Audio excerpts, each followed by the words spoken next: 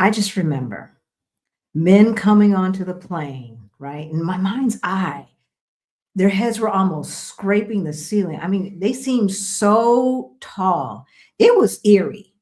It was really, really eerie. Yeah, I remember the pilot saying over the loudspeaker to stay in your seats while the inspectors came onto the plane. But if you remember, it wasn't just inspectors. They were cleaning the plane also. Oh, that's right.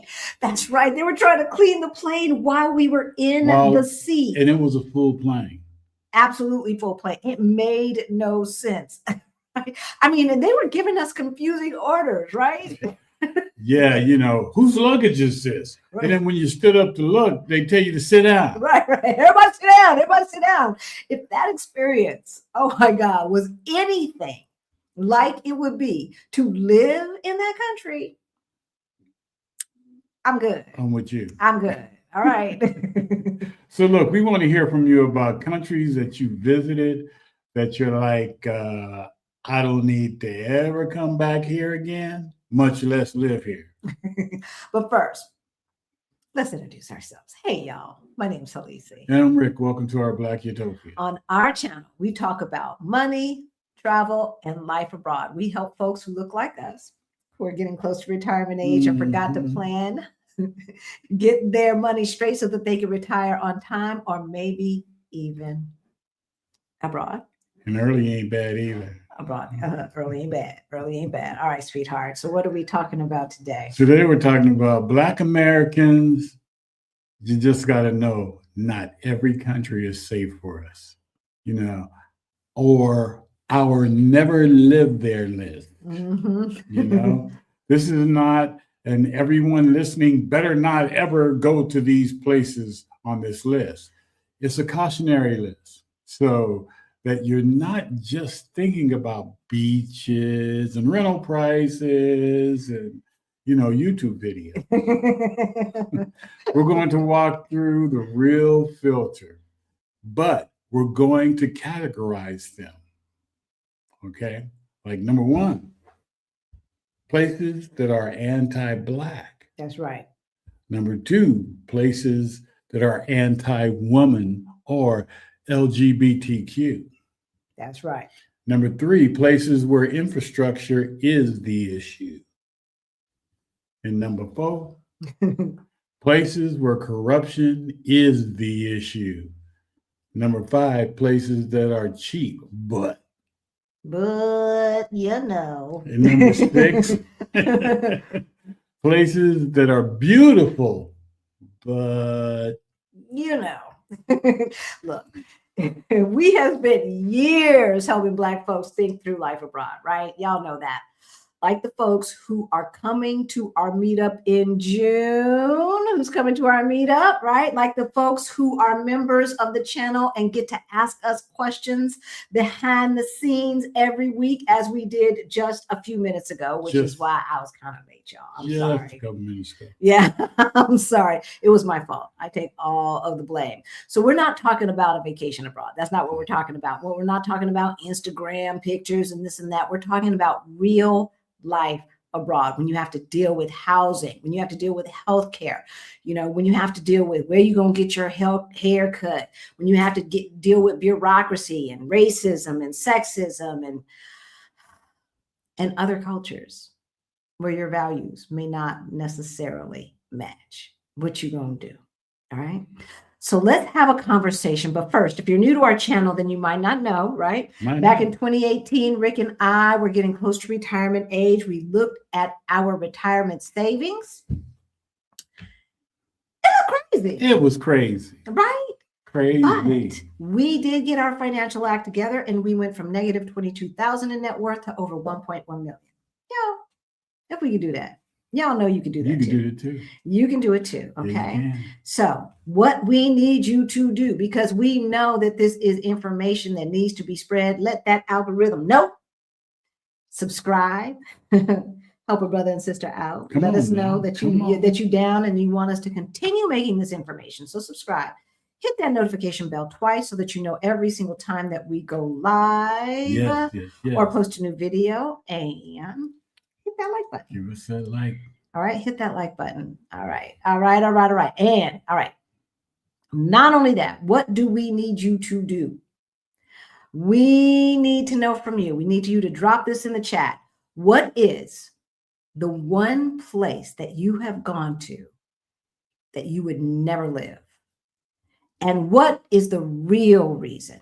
Okay. What is the real reason? Let us know in the chat. If you're watching from the future, hey, how y'all doing? Right? If you're watching on LinkedIn, hey, how y'all doing?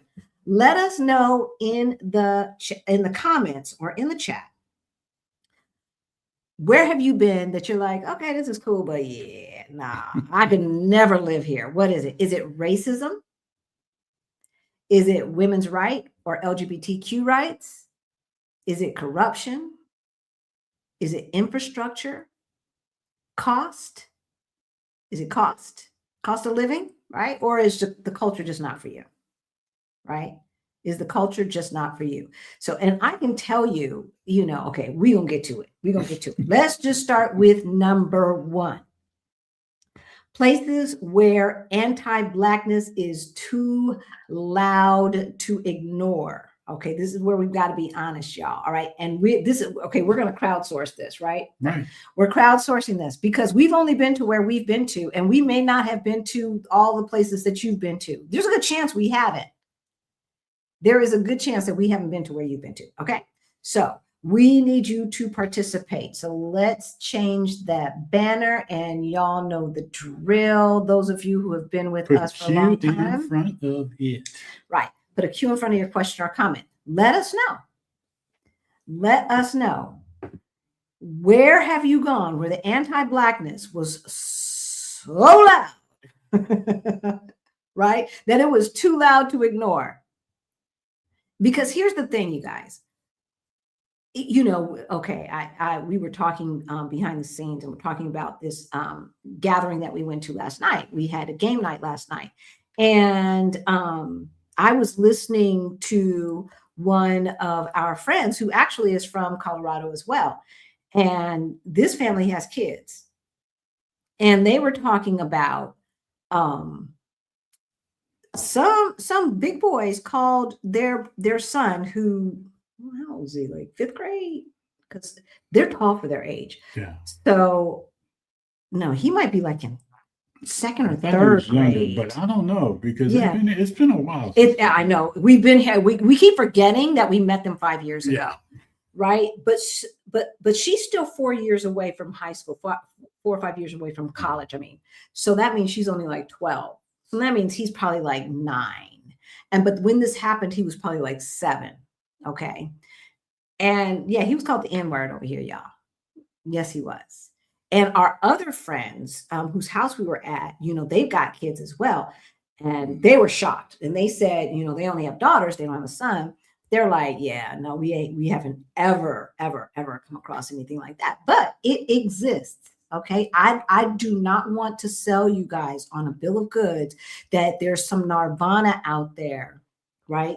Where, the honey is always flowing, right? The bureaucracy is null and void, and the racism does not exist. I don't know that place. Yeah, you can run into it at any given time. That's right. The thing. I mean, and then there's some places where you're always going to be seen as an outsider, right? Lower status, a novelty, a threat, maybe even just invisible. All right. People want to walk up and touch your hair and. All right.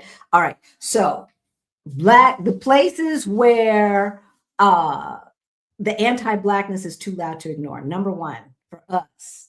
And we haven't been here. We haven't been to this place. Okay.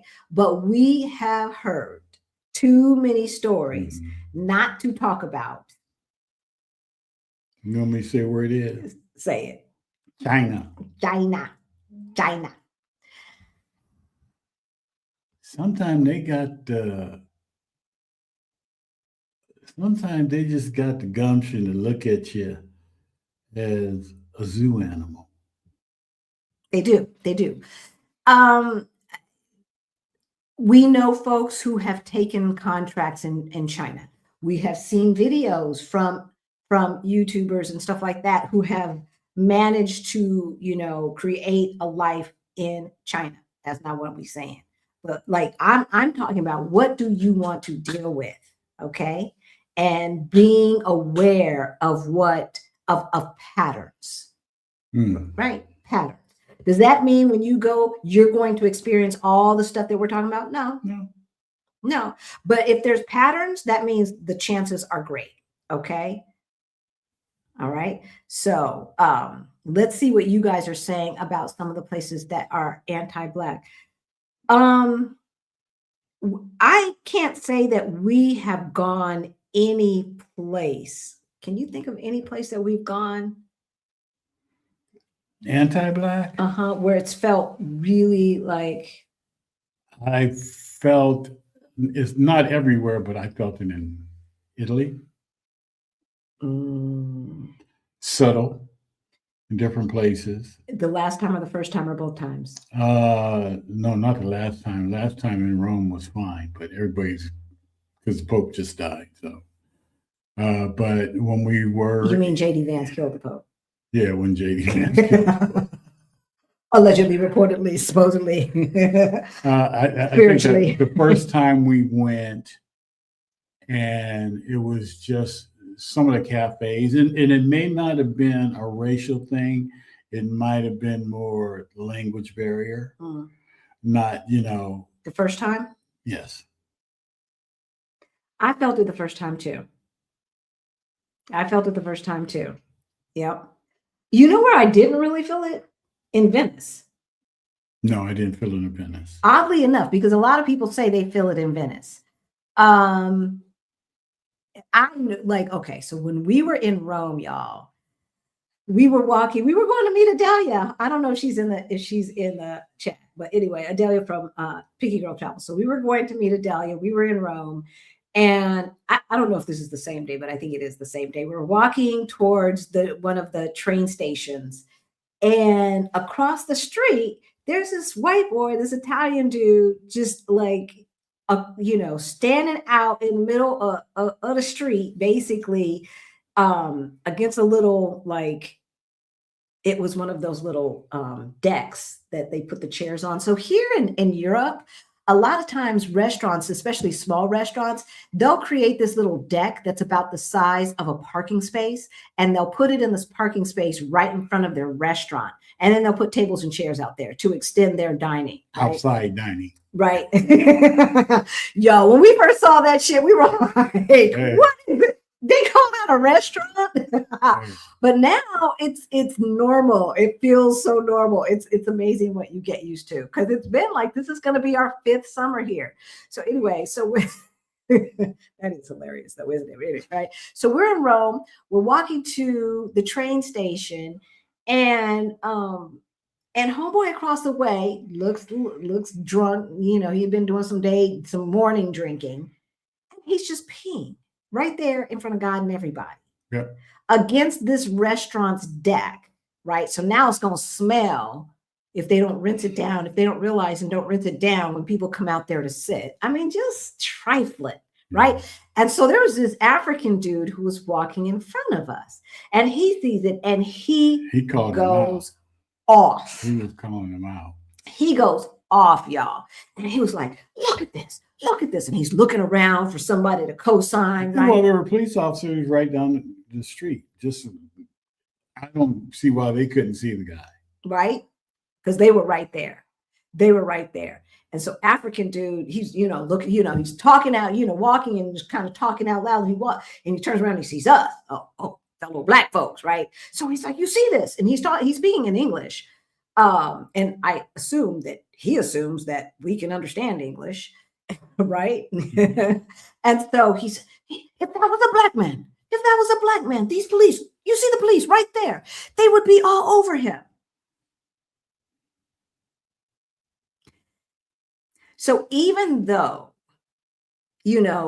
we understand that as English-speaking American Black folks, that we find ourselves sometimes with some unearned privilege, because obviously this Black man who's living in Italy has seen discrimination. Now, is it lethal the way it is in America?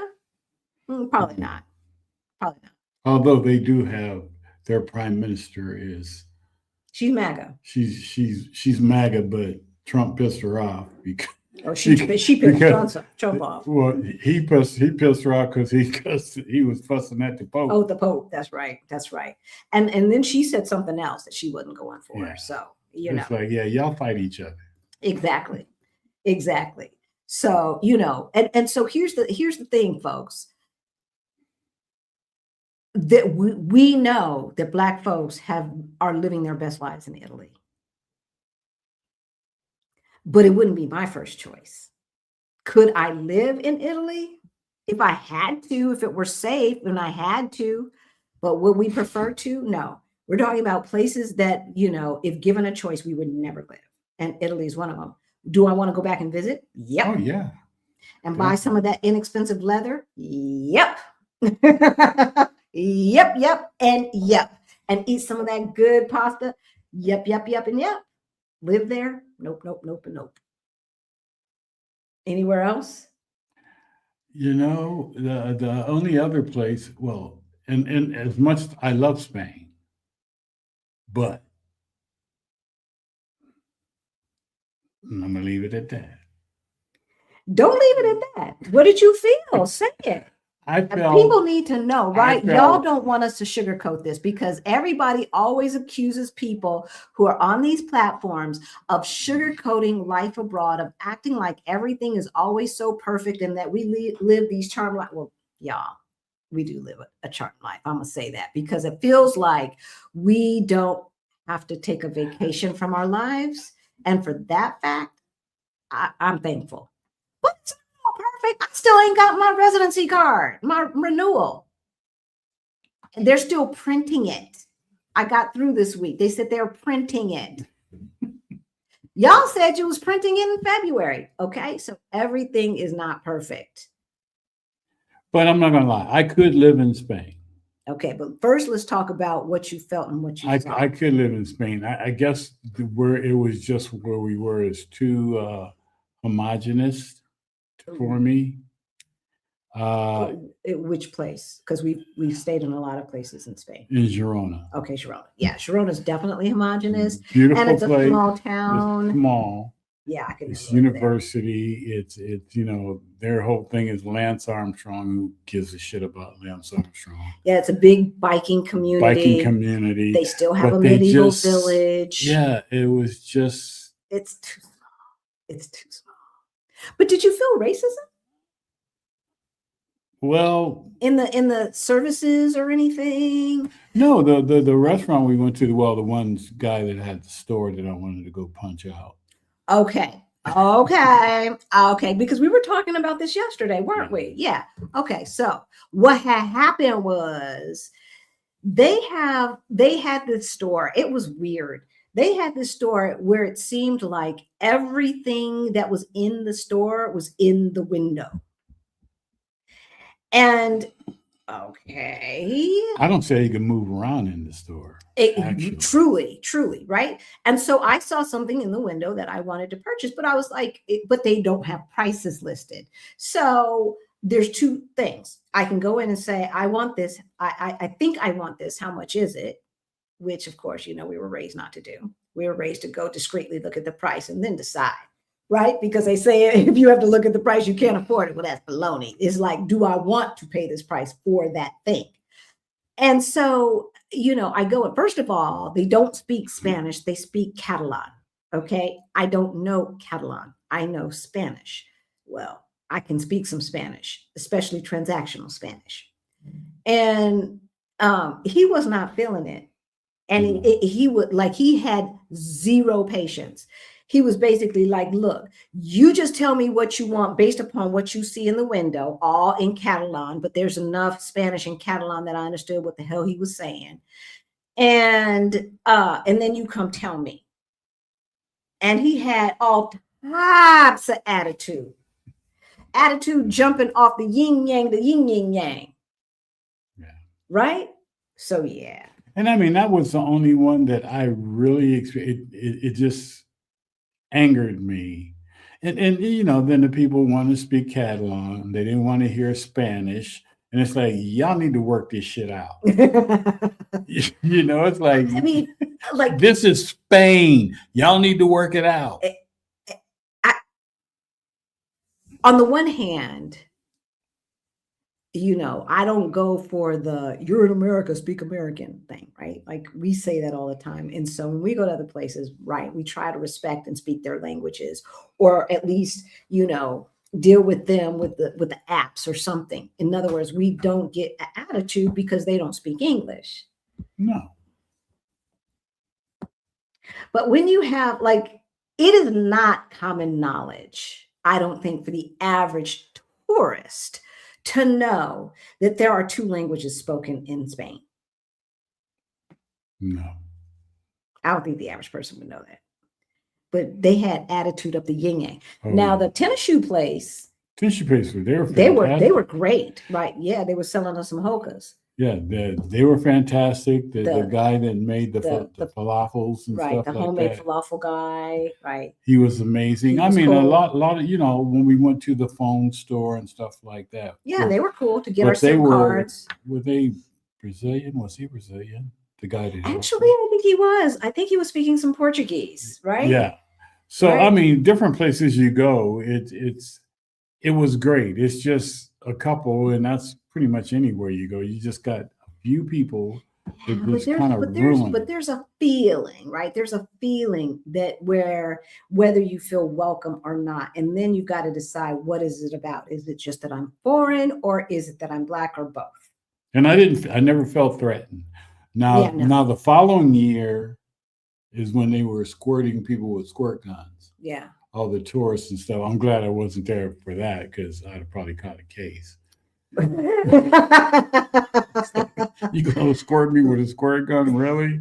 You know, I have heard more than once that Spain is problematic. Now, here's the other thing about Spain, and then I want to see what you guys are talking about. The other thing about Spain is that the first time that we went back in 2018 to Barcelona, first of all, we haven't been back to Madrid. Got to go back to Madrid. Got to go back to Madrid. Madrid is gorgeous, you all, but it's landlocked, right? So I wouldn't want to live there. And it's huge. It's huge. And it's such a cool city. It really, really, really is.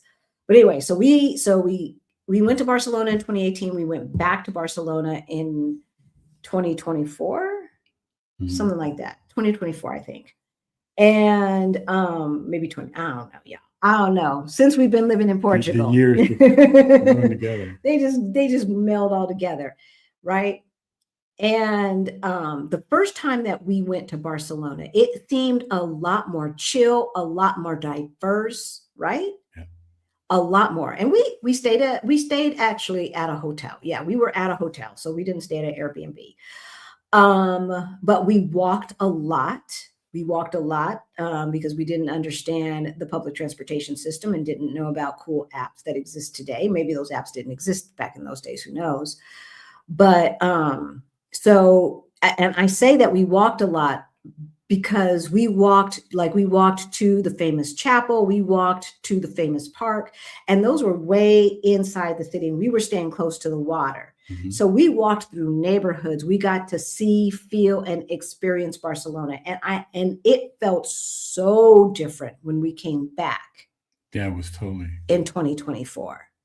First of all, the first time that we were there in 2018, and we've said this before, but I'm going to say it again.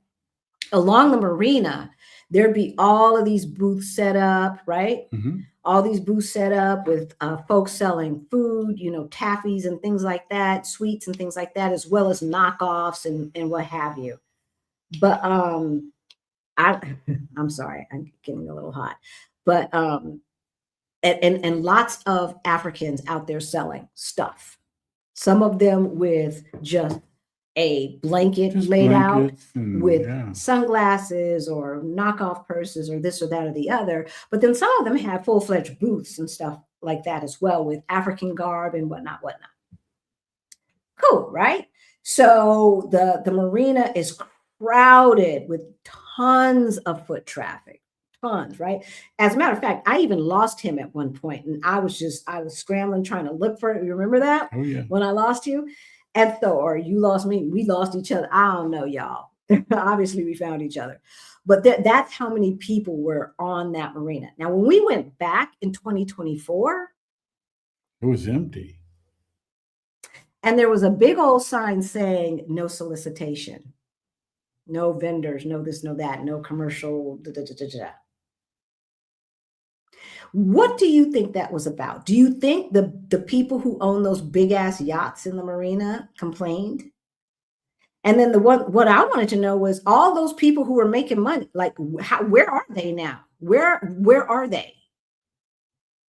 It was weird. It was weird. And when we went to one of the biggest parks down there close to the water, we saw a lot of Africans kind of selling in there and stuff like that, but not to the same extent that they were selling down by the marina. Right? Y'all. See, these are the subtle ways that people will let you know they don't want you there. These are the subtle ways, right? All right. Thank you, Bridget. Thank you, Bridget. Thank you so much. Thank you so much. Every single penny that is donated goes to our scholarship fund for Beyond the Bling. That's our financial freedom program for late bloomers like ourselves. Okay. And we have given out quite a few scholarships in the last few weeks. So all you have to do is send us an email, let us know in the subject lines, put scholarship, and then that you need one. You don't have to give us a story or anything like that. Safe travels to your destinations, everyone. Okay, everybody's traveling. Y'all, I don't know what's going on with these airports and stuff. Let us know what the latest is, because last I heard TSA was being paid. Then I heard they weren't being paid. So what's going on? What's going on? Thank you for joining. We've got 2 new members, Cheryl Hackett and Lorraine. Lorraine. Hey, Lorraine. Lorraine's here, isn't she? I thought she was here. Okay, let's go back to live and let's say hello to the folks in the chat, and then we'll get back to, and I want to hear from you, other places where it feels like Black folks, like it is just too loud that we are not welcome. I want to hear.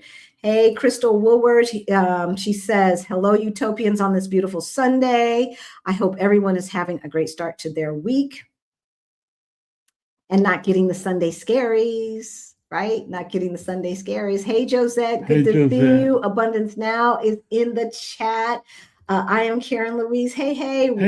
With Rick and Halisi leading the Utopian family forward. May we all continue move, yes, with intentional actions. Yes. We must lift one another with other possibilities and be bold enough to make change, especially now, y'all. Especially now. I don't want you, because I was listening in the chatter earlier when we were talking to our members behind the scenes.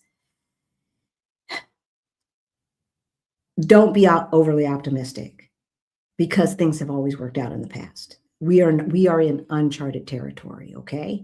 So be vigilant, be diligent, spend less, plan more, and assume that no one in power knows what the hell they're doing, because they don't. Because they don't. Right, Badia? They do not. Carol Louise says, with Rick and Halisi leading the way for the Utopian family, move forward with intentional. Oh, okay. A little bit of a repeat there. Gwen and Derek Travels. Hello. Demetrius Ross. Dr. Sanji is in the house. Wait, Bobby, how did you wait? At 8:24, you were still behind the scenes on the Zoom. How are you saying hello over here and in the private Zoom behind the scenes at the same time? How do you do that? She's Bobby. Miss Thin is in the house. Joanna's in the house. Everybody say congratulations to Bobby. She got a beautiful new apartment here in Portugal. I'm jealous. She's got so much outdoor space. Hey, Valerina. Hey, Joy. Hey, Pacific Northwest. Beehive Hairdo is in the house. Tina Liriano. I think that's your name, Tina Liriano. I think that's it. Hey, y'all. Hey, new name. Welcome. Hey there. Hey, Greta. Thank you. Everybody thank Greta for always helping out. Miriam is in the house. All right. We are going to continue going. Let us know. I'm going to go all the way down to the bottom to see what places you guys have been to that you believe are just like, look, y'all. Okay. Ellison's got jokes. Does she got jokes? What are we doing? Texas is not is not welcoming to Black people. They make it known. I thought you were saying is welcoming. I thought you had jokes, Allison. Okay, house sitting retiree says Spain not only has Catalan, had a friend years ago whose mom only spoke Catalan. They also have Galician. Oh my gosh, Aranese and Basque. That's right. I knew that. I know that Catalan is an official language because it seems like when we were there, weren't they fighting for it to be an official language? Yes. And it was just an official language in their area, but not in Spain in general? They were protesting and all that good stuff. Right? I don't know. It might have changed since then, or maybe I understood incorrectly. Who knows? You know, I don't mean to be cavalier about it because I don't know Spanish history enough to know what the struggle is. What I do know is that a lot of times we're blaming the wrong people for the way our life is, right? And it's real easy, just like it's real easy for people in the United States, for people in Texas and stuff. We want us to see, we going to see, you know, but they don't put two and two together. The only thing they think about is those people over there are not going to be able to tell us what to do anymore. What they're not thinking is those people over there are not giving us a portion of their money anymore. They're not thinking about that part. Right. Right. So, you know, I don't mean to be flippant because I don't know the history of Spain, but what I do know is that every time folks in the 20th and 21st century are talking about secession, they haven't thought it through. They really haven't thought it through. And like I said, Spain is beautiful. Yeah. And it's not like I couldn't live there.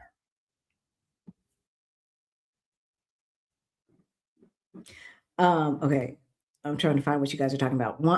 Went to Beijing with 2 other Black colleagues, and we went to I'm not going to mess that up, this district, Jiankomen district, to eat some food. Some Szechuan and Shandong cuisine, and the waiter would only serve me. Wow, not them. They're from Nigeria.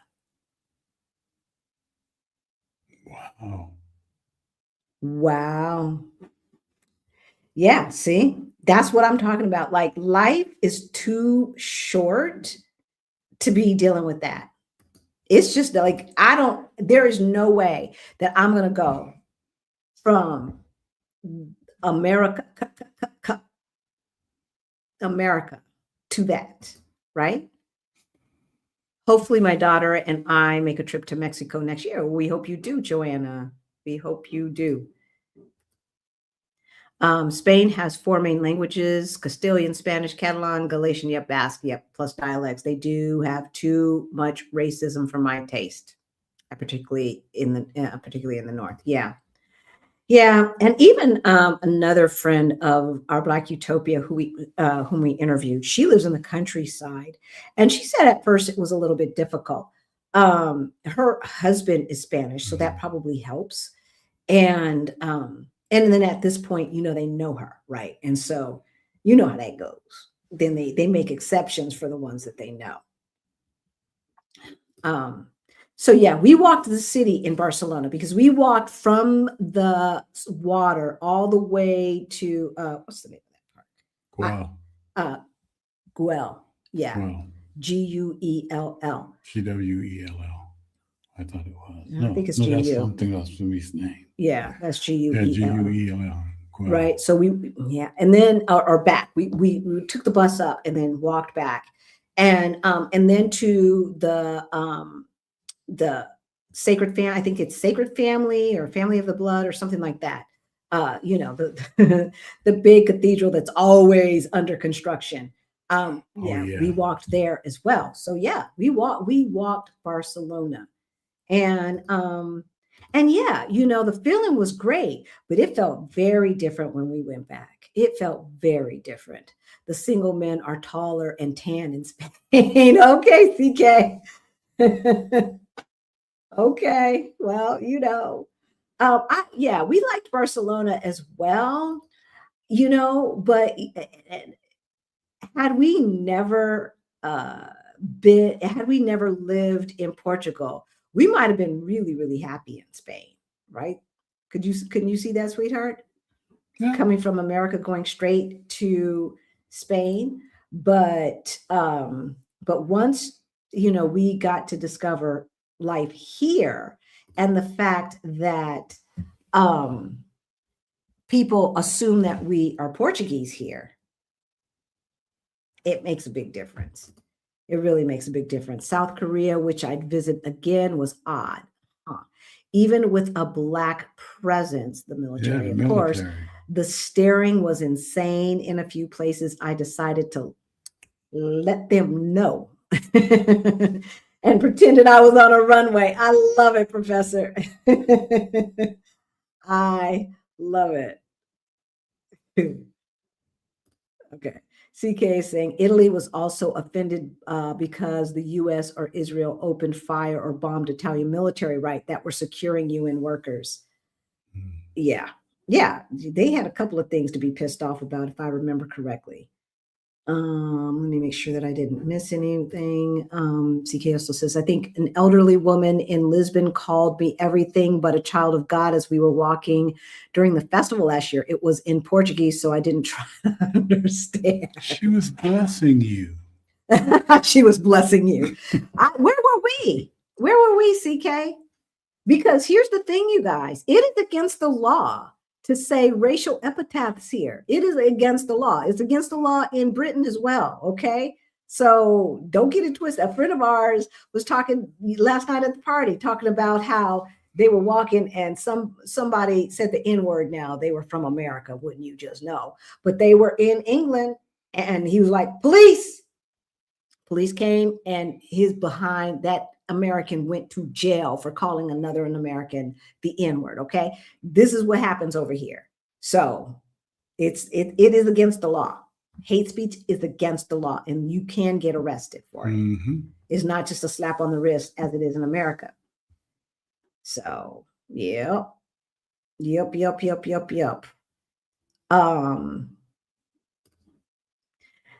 Tulum embraced blackness or the funds that you had. Yeah. See, I've heard about China. Yeah. I've heard about Japan. Have any of you guys heard about Japan? I've never heard anything bad about Japan. I've heard about staring and stuff like that. Yeah, staring, but pretty much any China and Japan. And we didn't get staring in Thailand. But Thailand different. They almost like. Why is it different? Look at his expression. Look at his expression. Well, he looked like old Uncle Joe. They're close. They're a little bit closer to us. But because their skin is darker, Indians' skin is dark too. They couldn't care less. They are so anti-black. They've been trying to bleach. Well, they all try to bleach. South Koreans try to bleach. Koreans try to bleach. Y'all need to quit all that bleaching. Look, Europeans are not the only people who are beautiful on this planet, y'all. All right, shoot. So, the Dominican Republic. I've heard stuff about the Dominican Republic. The Dominican Republic? Yeah, I've heard I would be okay, but they would have some problems with Rick. That's what I've heard. He's too dark. Maybe I'm too dark too. Wait a minute. Who's from? Is Sammy Sosa from the? Was Sammy Sosa from the Dominican Republic? He's a baseball player that was a great baseball player. Then he went crazy and dyed his. Yeah, I remember. He didn't die. He bleached his skin all white. I think he's from the Dominican Republic. It was a little weird, y'all, in Curacao. You think? Okay. We're not talking about visiting, okay? We're talking about living. There are hundreds of places that I want to visit that I would probably never want to live, okay? Curacao for a visit and for relaxing and beauty and this and that all day long. But to live there were some like classism, colorism things going on that I was like, mm. And the people of color spoke like they hadn't been liberated from a colonized mind yet. Oh, yeah. Forgot about that part, huh? I remember now.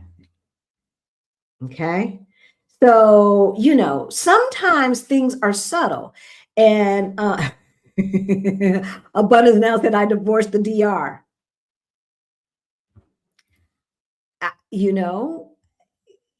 Every place is not for everybody. Every place is not for everybody. Sure is saying Canada was very expensive. I mean, yeah. Canada's expensive. You might as well live in the US as far as cost of living is concerned, right? Green grove prices in Tulum. So, and that's another thing, y'all. When you're visiting, I just want y'all to know, unless you're there for a couple of months, because even when we were here in Lisbon for a month, I cannot tell you, I can tell you that we did not find where the deals were, where you go to buy this and where you go to buy that, where's the good place to go to buy this and that at a bargain price. No. 1 month? No. Okay. So, when it comes to cost of living, you're better off going into a chain grocery store and looking at those prices before you start looking at the bodegas, the tiendas, the markets on the side of the road and stuff where you might be paying an expat tax, right? So CK says she's heard nothing good from Black Americans in DR. Well, I can't say that. I cannot say that because we did interview a lady who is more on the chocolatey side, who has been living in the DR for a minute now. She's been living there as long as we've been living here, that's for sure. And she's still there. And she says she doesn't feel the colorism, okay? She doesn't feel the colorism. She's got a business there. And last, we talked to her. She was doing well, blah, blah, whoop-de-whoop. But I've heard from more people. She's the unicorn. Because I've heard from more people that they have experienced colorism in the DR. Right? And so I'm not saying that it's 100% that that's what you're going to feel, because obviously this lady does not feel it. No. Her husband does not feel it. I don't know what her husband looks like, but he does not feel it. So, and they've been living there for 4 or 5 years. Carolyn Louise says she went to the Czech Republic and it's a beautiful country with rich history, but experienced being a novelty since very few people of color have lived there. Yeah. But I did not appreciate having my natural hair touched. Oh my God. People are a trip. Right? People are a trip. It is amazing. Excuse me. It is amazing to me that people think they have the right to touch your hair without asking. It's like being pregnant moms. He's like, huh? Somebody touching their belly? No, you don't do that. Okay, moms. Who does that? How many people that you didn't know or barely knew thought they had the right to come up and touch your belly? Like, shoot, you might be putting a curse on me. Don't touch me. I might have to put some holy oil. But yeah, and so you got to decide whether you want to put up with being a constant curiosity. As for me, I'm not about that life. I'm not about that life. So let's see. I had that happen to me one time. They asked me if they could touch my hair. Yeah. And I asked them, can I punch you in the face? This is my husband, y'all. I just asked him. This is my husband. Oh, can I touch hair? Can I punch you in the face? Well, why would you want to do that? Why would you want to touch my hair? And what they say? Well, I just wanted to see the texture and stuff. I want to see how it feels to punch you in your face. we ain't getting nowhere, so you might as well just walk away. I'm gonna tell you, he's more bark than bite, y'all.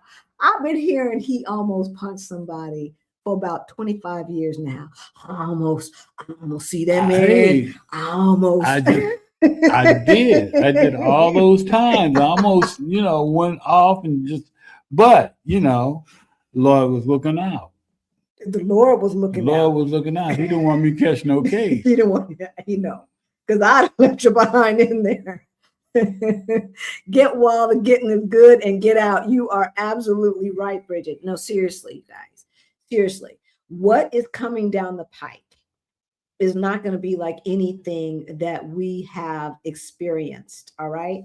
And so I want y'all to be in a position not to have to struggle, or to struggle as little as possible. Right.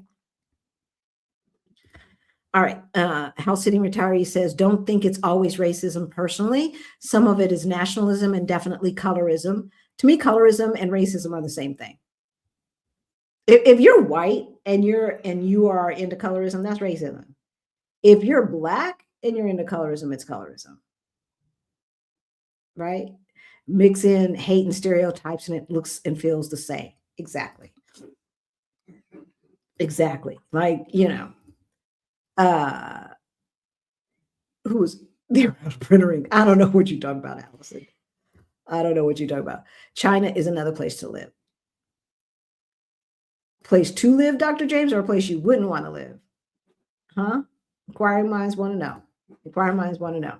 All right. So look, we're not saying that everyone has the same experience, right? But what we're saying is what we need to do is look for the patterns. Look for the patterns. Okay, number 2, places where women or LGBT people are not fully safe under the law. All right. And this is a hard line because there's 2 things. There's America and places like America where on the books, if you look at the law, we women have equal rights. We have equal protections. But in practice, Epstein, we see that we do not have any protections under the law, and that we're lucky and fortunate if we get some protections under the law. Then we have places where you ain't even got no protection under the law. So even if you got money and power and prestige, you out of luck. Those are the places I could never live.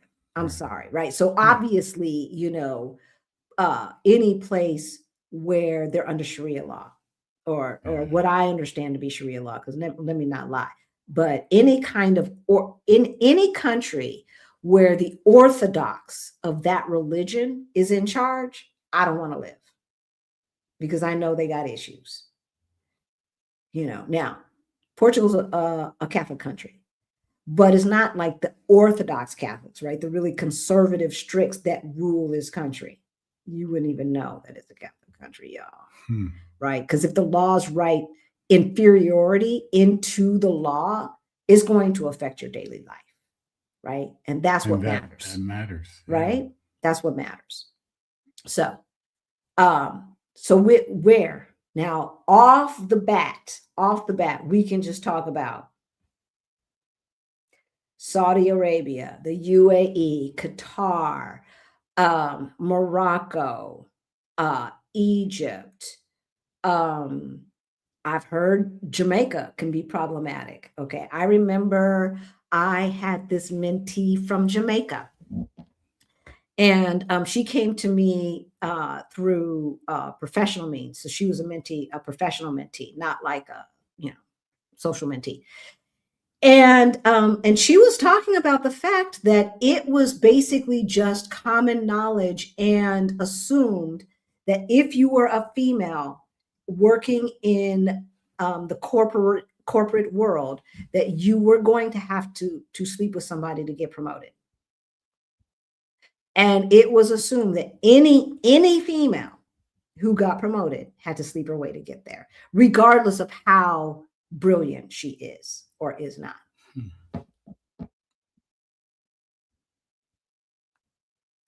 And this was a woman who was in a fellowship through her master's program. And that's how she came to me. All right. Through like the Black Chamber of Commerce or something like that. Okay. Now, this is one woman, but she was born and raised in Jamaica. Her mama and daddy were born and raised in Jamaica. Her grandmama and her grandpappy were born and raised in Jamaica. So I would assume that she knows a little bit more about what goes on in Jamaica than little old me. Yeah. Right? Mm-hmm. Of course, Russia, right? Right? Any place where they make women cover up their hair. I don't want to live there. I don't want to live there. Anywhere where they are still stoning people from the LGBTQ community. I don't want to live there. So there's a lot of countries on the continent of Africa that's off limits for me, because I am not living in any place where they tell any group of people, I don't care what the group of people is, that they don't have the same rights and protections. I mean, except for kids, obviously. I don't want kids driving or drinking, right? But any consenting adult, any groups of consenting adults, I don't want to live any place where they got rules on the books taking rights away from a group of people. So why couldn't you live in Russia? Besides the fact that it's cold. Yeah, I was going to say it's cold. And besides the fact that they have laws on the books against the First Amendment and everything else. Well, just asking. Right? Like, I know that a lot of Black people went to the USSR back in the day, because back in the day, they did have a bit of anti-racism. That was back in the day. Putin ain't about that life. Putin is about Putin. Putin is about white European people, men with money. All right. And so, yeah, no to Russia. Right. Again, I'd love to see Russia, especially Moscow. I mean, those buildings just look incredible. Mm-hmm. I want to see it. But look, I don't want to see it bad enough to get caught up. Would you do a house sit? No. Like, I wouldn't do anything right now in Russia. Not until but I would do a house sit. I might, like, some of these places I wouldn't do a house sit because I wouldn't feel comfortable I wouldn't even feel comfortable going there outside of a group. Like Morocco, unless we went there and and your friends, your former colleagues, family met us at the airport, we're going with a group. You know what I'm saying? Because they be tripping down there and looking at us like walking wallets and everything like that. Right? I'm not, any place where they do not allow females to get an education, I don't want to live there. Might not even want to visit there. Right? So where have you guys been? Let us know. Oh, I'm sorry, James, I still got your comment up. Put a Q in front of your question or comment. If you need help walking through all of these decisions, get our Move Abroad toolkit. That information is in the description below. Okay. Thank you, Dennis. Thank you for the super chat. After 40 countries never felt unwelcome or dealt with racial issues, from Israel, right? South Africa, South Korea, Japan, Cuba, DR, Czech Republic, etc. I've been good. I don't care what folks think. I'm determined to have a great time, but I travel solo. Absolutely. Yeah. Absolutely. There's not been a place that we have gone where we haven't had a good time. Oh, no, not at all. Right. But again, where do we want to visit? Where are the places that are just stay on the visit list? And where are the places where these things do not infringe upon our daily joy? Right. I think that's the way to put it, because there's always going to be something. Yeah. There's always going to be something, y'all. Believe me when I tell you. And also, you got to go with the right attitude. when you go to different places True. too. You can't come in with the American attitude of, I'm running this shit. So we do not walk in acting like colonizers, y'all. That's what we don't do. And to that fact, like Bobby and I, Bobby who's in the chat, we were at a homegoing, unfortunately, here in Portugal, and we were talking to these Portuguese people, and they were shocked that we were so invested in learning the language because it had been their experience that immigrants were not interested in learning the language. English-speaking immigrants. English-speaking immigrants.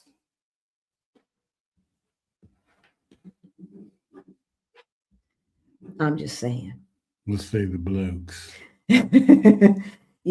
So yeah, we're not walking in. We are not walking in with a colonizing attitude, right? India is another place. Yeah, CK's asking about India. I've really never ever had a desire to want to go to India, but I wanted to go to India because they got really good gold at affordable prices. That's why. Yeah, I never had the desire to want to go, but that could change. Yeah, so India is going to come up on the list later on, but they, I don't know how anti-Black they are in India. I know that the Indians who end up going to other places, who end up going to Africa and stuff like that, go over there and start acting holier than thou. That I do know. So Benita says, Rick, you and John gonna get along. John got to come on over here. I didn't told folk about John and the drone and all that kind of stuff. We're gonna have a drone club, John. Okay, so I'm not sure how to pronounce your name. Says China has many Black communities in it. Yeah, I know that because I see pieces of their community online, right? So I do know people have gone there and made a life.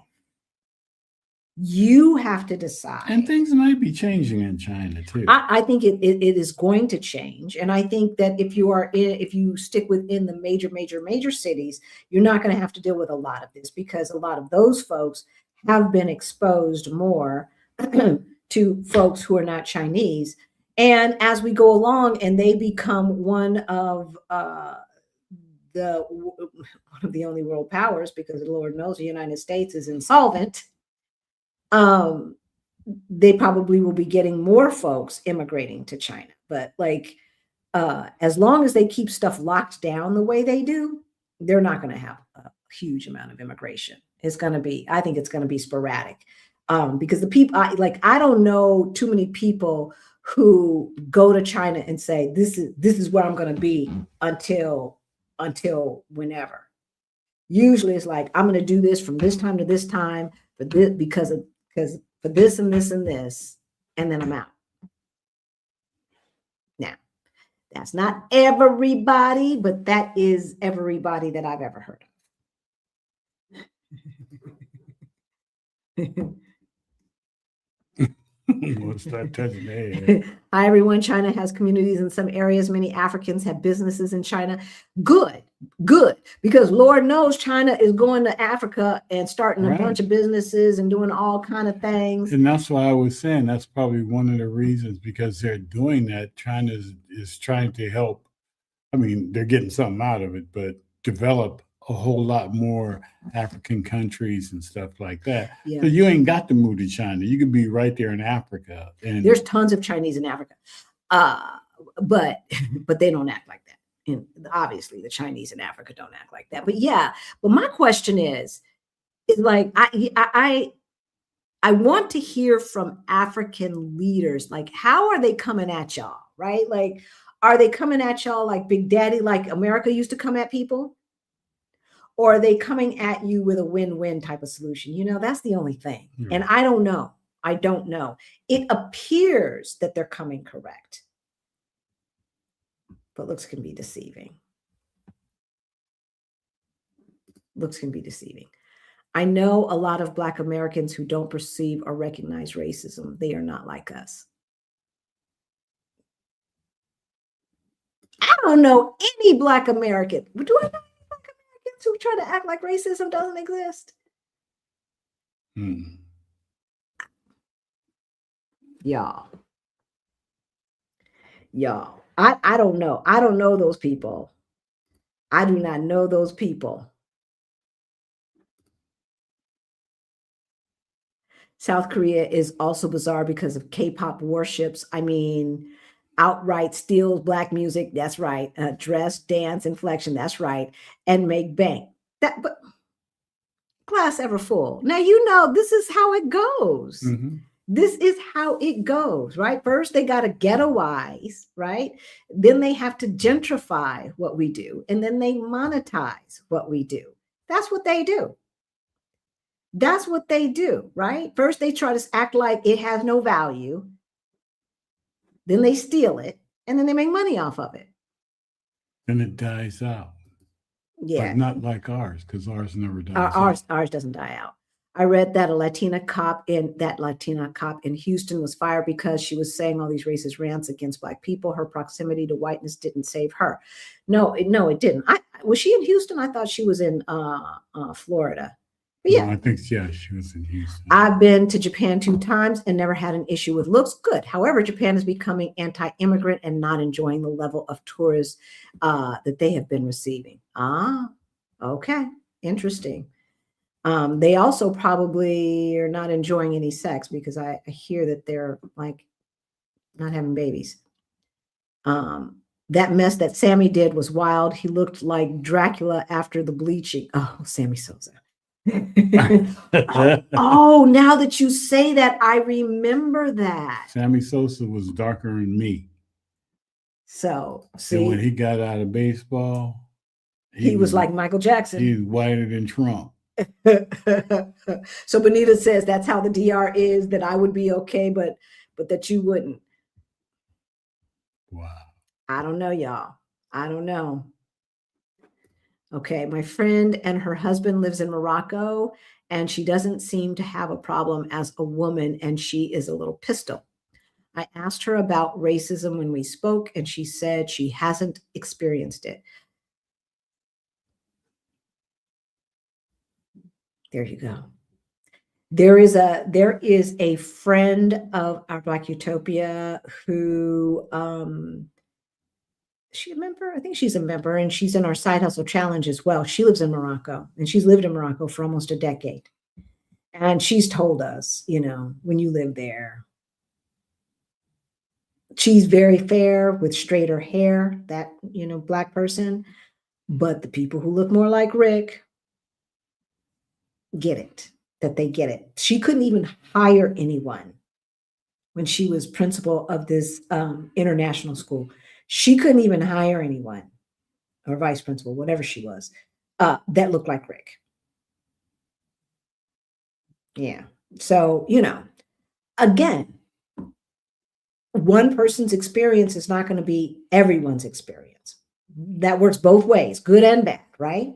And so if Morocco's on your list, check it out. Yeah. But understand that patterns show, and especially like when you're talking about the tourist areas where the markets are and things like that. I've heard women who are single, not single, who are walking around by themselves, feeling very unsafe, getting, you know, not just cat calls, but men grabbing them by the arms and things like that in the marketplace and following them. I've heard a lot of bad stuff. Egypt too, same thing. Same thing. Now, it might look different with married women walking around with their husbands all the time, right? That might look different. They might experience a different reality than a woman who is living there by themselves. I think we need to stop the hating of our difference and celebrate and love each other. But that might just be me. We need respect and trust. Well, of course. Yeah. You know, if everyone would recognize that they all come from Africa, right? If they all come from us, if everyone would recognize that, if everyone realized that, embraced that, respected that, we'd have a whole different planet, right? We'd have a whole different planet. But instead, we get white supremacy run amok. The Russian ancestors have been purged. Yeah. All right, let's keep it going. Let's keep it going. All right. So number one, we talked about the places that were like where the anti-blackness was so loud you just couldn't see. It was, all right. And we talked about places where the rights of women and or LGBTQ people are written into laws, right? Where the oppression is written into law. All right. Now we're going to talk about places where the infrastructure does not support your life. Okay. So this is not about being fancy, y'all. All right. This is just about, infrastructure. So, before we went back to South Africa, I was telling y'all there's just no way. I am not dealing with rolling blackouts, y'all. I am not dealing with it. So they got the generator so chicken if you have a certain amount of money, South Africa could still be on the list, right? Because you're gonna we Americans, we ain't about that life. We are not about that life. And so it's interesting because I was hearing Trevor talk about it, and he was talking about some things are the great equalizer, right? Like it does not matter whether you're white, black, or Indian. It does not matter whether you're living in Cape Town or you're living in Joburg or anywhere in between. Everybody is going to get blacked out. Light's going to go out. Right? Even if you have the money to have a generator at your home, that has nothing to do with the traffic lights. Nope. And when they say blackout, they mean blackout. The traffic lights are out, baby. Okay. So this is one of the things that you would have to deal with in South Africa. And there wasn't no police officers out there directing the traffic. So the police officers don't have to be out there directing the traffic because the homeless population has created a gray market side hustle. They got a side where hustle. They go out there and direct the traffic, and then all the drivers give them a tip as they're passing by. And ain't no accidents. They have accepted this. They have accepted this effed up infrastructural problem to the point where people are making money off this thing. After going there and experiencing it, I think I could live there. I would have to live in a place where everything that I needed for my daily life was pretty contained, so I didn't have to deal with the traffic lights. True. And I'd only have to deal with the traffic lights when I chose to deal with the traffic lights, and for the things that don't happen all of the time, going to your occasional doctor's appointment, et cetera, et cetera. But by and large, no. We all, so is there adequate health care? Is there clean water? Right? Mm-hmm. Yeah. In South Africa, absolutely. Electricity? No.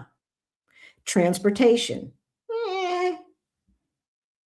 No. Yeah, see, and that's another thing. If we lived in South Africa, we'd have to have a car. We'd have to have a car. True. Yeah, and I'm not trying to have a car. So we could live in South Africa. I would not prefer to live in South Africa because I'd have to have a car. I'd have to have a driver because I ain't driving on the wrong side of the road. We'd have to have a driver. Okay. So now we got to get a generator and we have to have a driver and what else? Okay. You see what I'm saying? So these are all the things you got to ask yourself. I remember y'all getting up in our comments. Y'all want to live in a place where they started the slave trade. You ain't even going to give the brothers down on the continent a chance and blah, blah, blah. What are you willing to put up with? What is one thing to visit, all about that, but on a day-to-day basis, what you gonna do? Yeah, if you're retired and running a business, right? Managing your health, infrastructure is not optional. Right? So think Haiti. I mean, Haiti, they just can't seem to catch a break. I don't know what it is, but if there's not an earthquake, there's a hurricane, and then the government and the this and the that. I just feel so bad for those people. Yeah. They just can't seem to catch a break.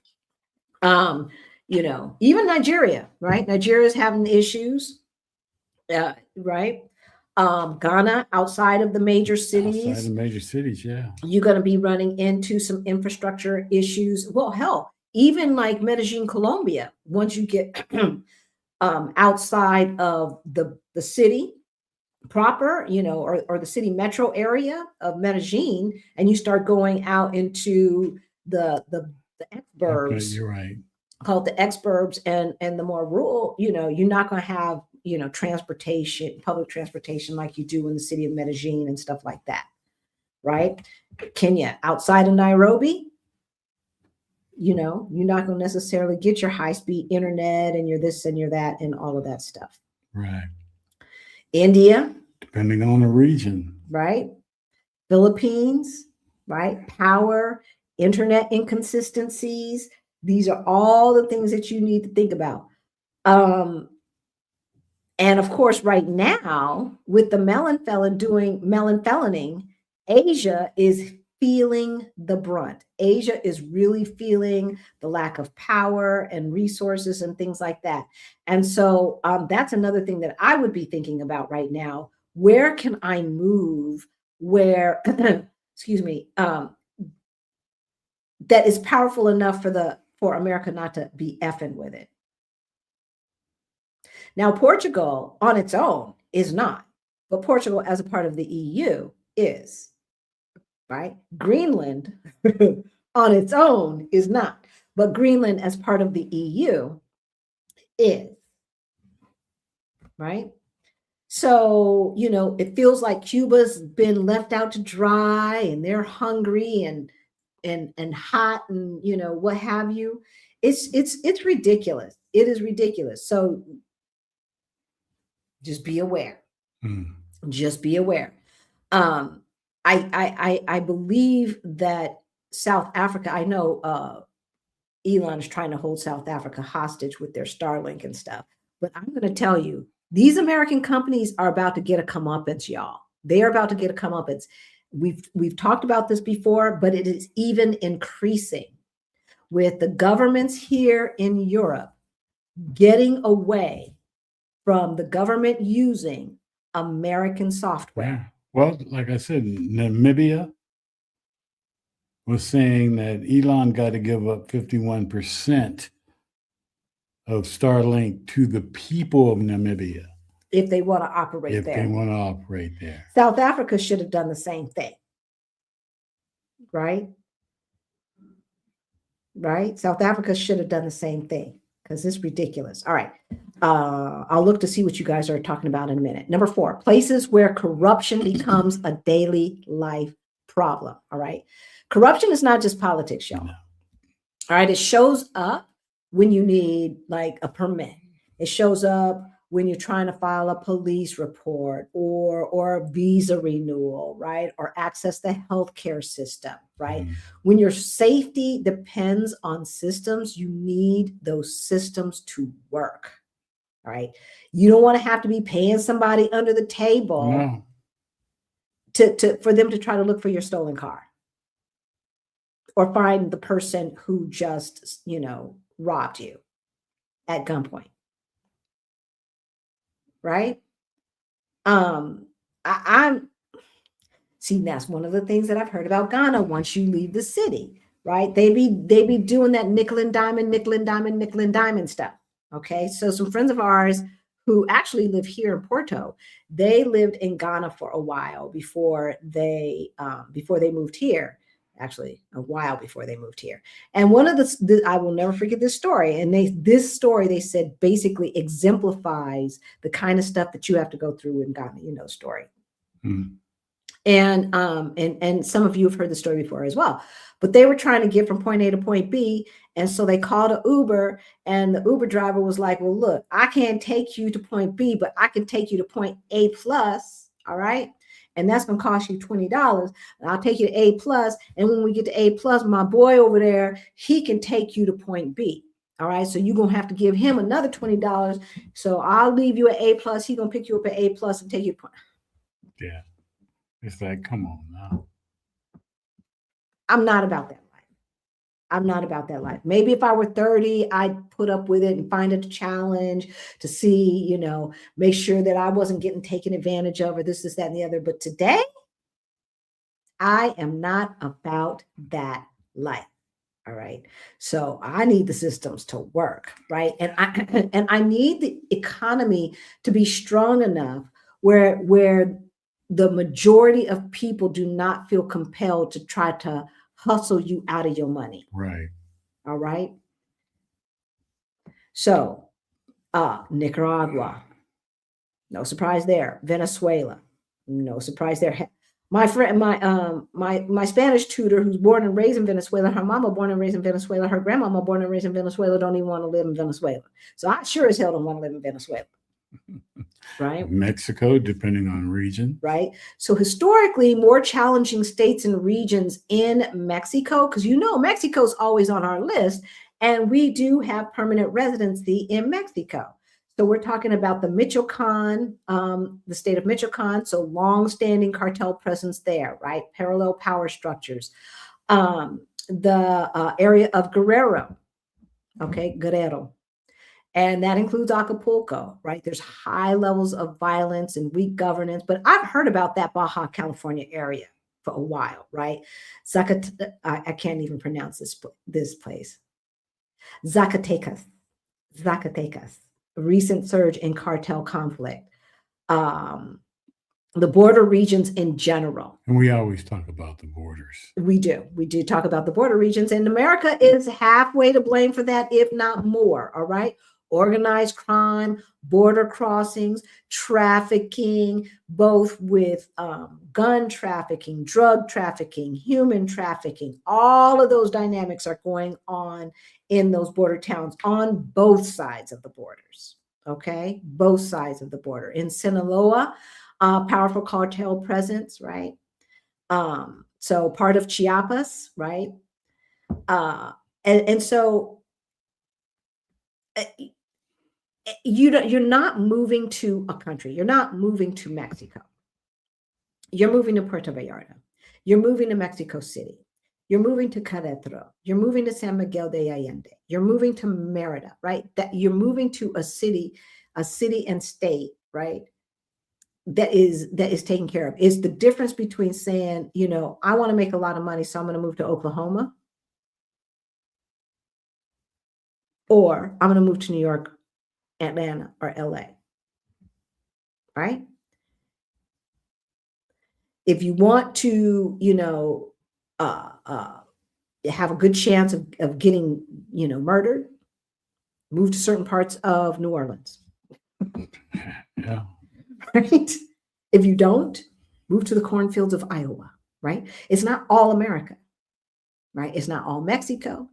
It's not all Colombia, right? It depends on the region. So that like in Colombia, it's like the Pacific Coast region, Choco,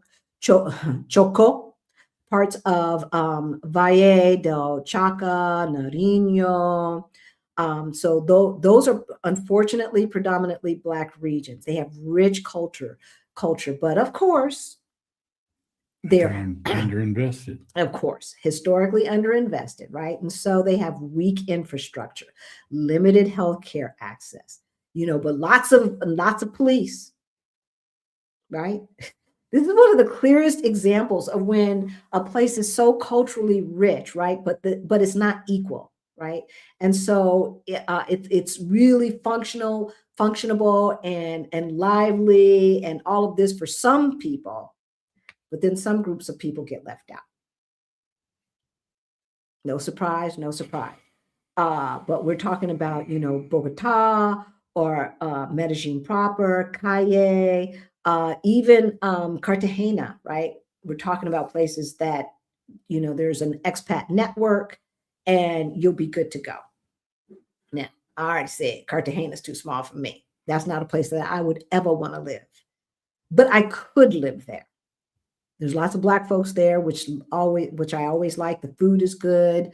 The beaches are pretty, et cetera, but too small for me. What about you? I could live there. I could like live it. there, but I don't know if I'd want to live there. Yeah. I mean, it wouldn't be my first choice, but I Yeah. could live there. Yeah. Colombia's on another level, y'all. It really is. The food is just okay, but it was better in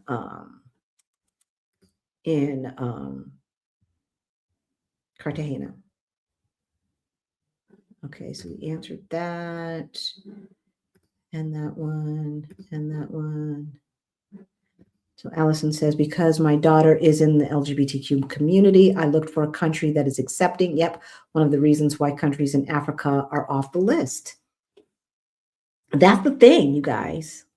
That's the thing. Like,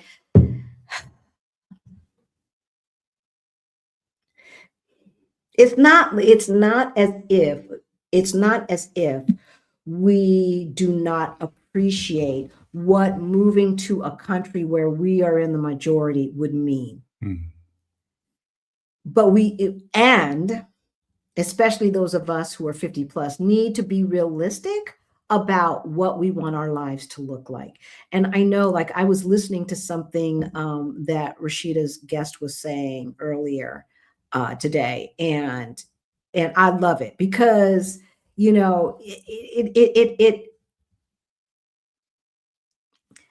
so here's the deal. We know that when we go places, we have privilege, right? Okay. As English speaking Black Americans, even as Black Americans, we find that we have privilege. Here in Portugal, Teddy hasn't been in the chat in a while, but, because he's fast to tell us about all of the racism that happens in Portugal. And we're quick to point out, as someone did about Morocco, right, that we have not felt it. Now, we've heard a couple of anecdotes here and there, and we've seen a couple of things here and there. But in general, I mean, like, this is an everyday occurrence in America. We're American. So you got to come to me. Like, don't talk to me about something that happened to you once or twice in the whole year that you've been here, when you know good and damn well you're experiencing that twice and 3 times a day in America, between the Krogers, the gas station, and work. Right? Don't tell me. Do not tell me. But here's the thing. We also know that there are other people who look like us that are here who don't have privilege. There are Black Brazilians, and there are Black folks from the former colonies who speak Portuguese, of course, of Portugal. They, by and large, do not come here with the same amount of money that the average Black American comes here with. So there's the classism. They can speak the language, so they understand. Like CK was saying, I don't know what she was saying. Well, they do understand. They do understand. And so, yeah, they will tell you all day long about how racist it is here in Portugal. And then some people will get mad that we're not out there in them streets with them to get them their rights. First of all, it might be against the law. I know it would be if we were in Mexico. I have no idea what the laws are here as far as protest goes. We have participated in parades, right? Like this weekend yesterday was Independence Day for Portugal, April 25th.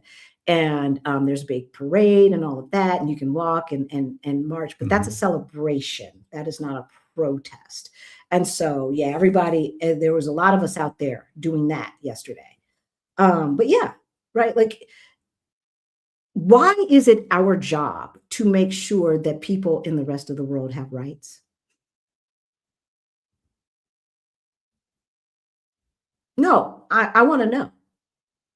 I want to know, when do we as Black people get to just live? When do we get to just live? When do we get to just be? Why do we always have to be on the struggle bus? Why do we always have to be fighting for somebody's rights? I'm not saying that we should live a life totally devoid of ever fighting for something beyond ourselves. What I'm asking is, when do we get to stop? And why is it my responsibility to make sure that the people who look like me, who live here in Portugal, that they have the same rights that I have? Why is that my responsibility? Now, if it's up in my face, I'll say something. I'm not going to run from it. But why do I have to be purposeful about, right? Like, when do I get to rest? When do we get to rest? So look for a place where you get to rest. We're not 30. Well, a couple of you might be. Y'all, it ain't time for you to rest yet. But for those of us 50 plus, I would even say maybe 40 plus. You've been working since 21 years old, 20 years. That's enough. That is enough.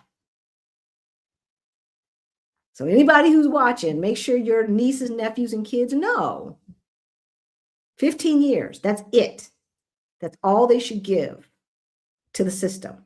Max. And they might not even be able to give that with AI. So they got to be thinking entrepreneurial, right? Right? All skin folk ain't kinfolk. And it is not our responsibility to go to South Africa, to go to Nigeria, to go to Kenya, to go to Ghana and make their countries better. That's not our responsibility. That's their responsibility. It's their country. And the presumption that we know what it takes to make their countries better is very arrogant and smells a lot like a colonial mind way of thinking. Right? Okay. So, see, Uganda, Nigeria on the list, right?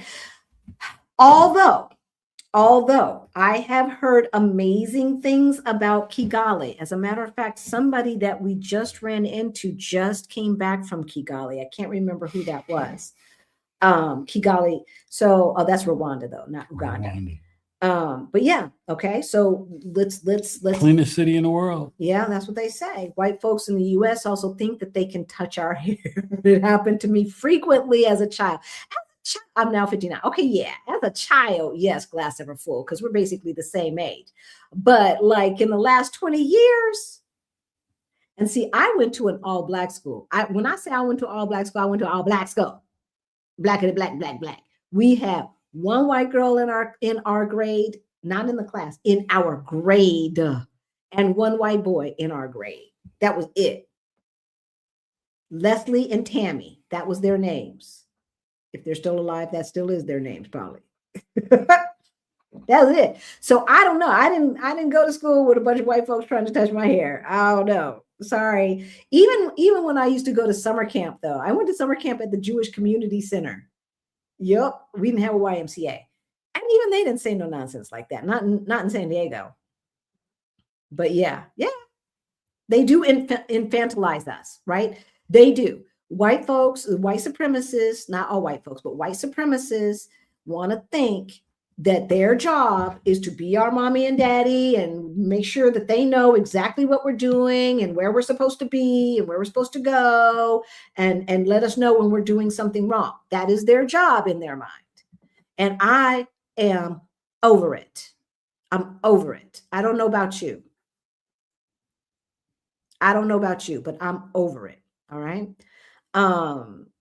So, all right. So we're still talking about, me go back. Infrastructure, no, places where corruption. Okay, corruption. Yep. All right, so we talked about Mexico and the corruption there, which has led to the cartels having more access and power than they should have, right? We talked about the border areas, not only of Mexico, but also the border area of where Colombia touches Venezuela. Okay, that's very problematic. And there's a lot of trafficking and stuff going on there as well. And I already knew that because Laura told me that, right? And back to Colombia, the Amazon and southern regions can be problematic, but they're very remote, right? They have limited infrastructure, right? Historical presence of the guerrilla groups. So this is not a retirement abroad, right? These are not the areas that you're going to be thinking of, all right? So it's almost like we don't even need to say them. But if you're thinking about country living, then you might want to be more careful. Okay. If you want to be outside of the city and you want some big piece of land to do, I don't know, chickens and grow some stuff or something like that out in the rural area, okay, then you're going to have to be very, very purposeful in how you do your research, okay? Because just like in America, where you're not going to necessarily get all the infrastructure out in rural areas, our house up in the mountains, we didn't have sewage, okay? We didn't have water. We didn't have electricity. All of that had to be brought to the house. If that has to be brought to the house in America, you can damn well be sure it probably has to be brought to the house in other countries as well, okay? So keep that in mind. Same thing with like places like Nigeria and the Philippines. All right. Places that are cheap, but look, I know that one of the main things that we talk about is that you can use a lower cost of living. You can use geo arbitrage, right? To retire faster than you thought possible. Get our Ready to Retire toolkit. It has been totally revamped. It's a total new toolkit. It's absolutely free. It's in the description below. And we go through all of those things, right? All of the things that you need to look at, right? To be able to retire ASAP. And one of the things that we say is find a lower cost of living. But cheap can't be all there is to it, y'all. Cheap can't be all there is to it.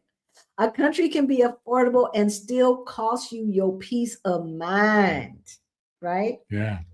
If you have to shrink yourself to live there, it's too expensive. Right? Think Cambodia, maybe Laos, right? Parts of Turkey. Yeah, right. There's obviously Turkey is a Muslim country. If Putin wasn't doing what Putin's doing now, it had the possibility to really be something really cool, right? Even Georgia. And I know we mentioned Georgia because they've got beautiful beaches, right? And it's a very low cost of living. And they were really on a trajectory to become a place that people would want to go to. And they had a 1-year visa. They're still kind of holding on. They're holding on. They're holding on, but they're on the line, right? They are on the line. And I just, because they are so close to Russia, that is it makes it problematic to me. Well, the thing that they wanted the EU to let them become a member. Exactly. Bulgaria, Romania, places like that, right? Places like that. That's what we're talking about. So yeah, many countries in Africa. So what is Greta's saying? I saw a documentary about a Black community in China. The area where they were living in was called Chocolate City. I immediately thought of the DC area. Hey there. Thank you. Gladiola. Have a great weekend, everyone. You too. And thank you for the super chat. So as we've said, if you're just now tuning in, every single donation that we receive, both the buy us a coffee, that we have information for that in the description below, and all the super thanks, super chat, and super sticker money. Yeah, super sticker money goes to our scholarship fund for Beyond the Blink. Send us an email, put scholarship in the subject line. We don't need a diatribe. Just tell us you need a scholarship and we will put you on the list. Okay. I'm trying to keep up with what you guys are talking about, but what I'm going to do is I'm going to finish this last one and then we will go back and wrap it up. All right. So we talked about places that were, cheap to live. Okay. I need to see what you guys are saying. We talked about places that are cheap to live, but it's like cheap ain't everything, y'all. Cheap ain't everything. Right. And so if you're worried about the fact that Putin is sending bombs to the country right next door, maybe the low cost of living is not worth it. No. Right. No. One of the things about Thailand is they're tripping with these, like the visa process is a little complicated and they're not really feeling it. And they're getting a lot of people making visa runs and stuff like that. Right. Again, if I were 30, I think that was an adventure. Right? What new country can we go hang out in, or what new city outside of Thailand can we go hang out with and experience for a week or two and then come on back home? Yeah. Right? But now, it's a chore. It's a chore. And even for folks who love to travel, right? We've got 2 new house sits coming up. I'm so excited. We're going to be in France and then we're going to be up in Coimbra.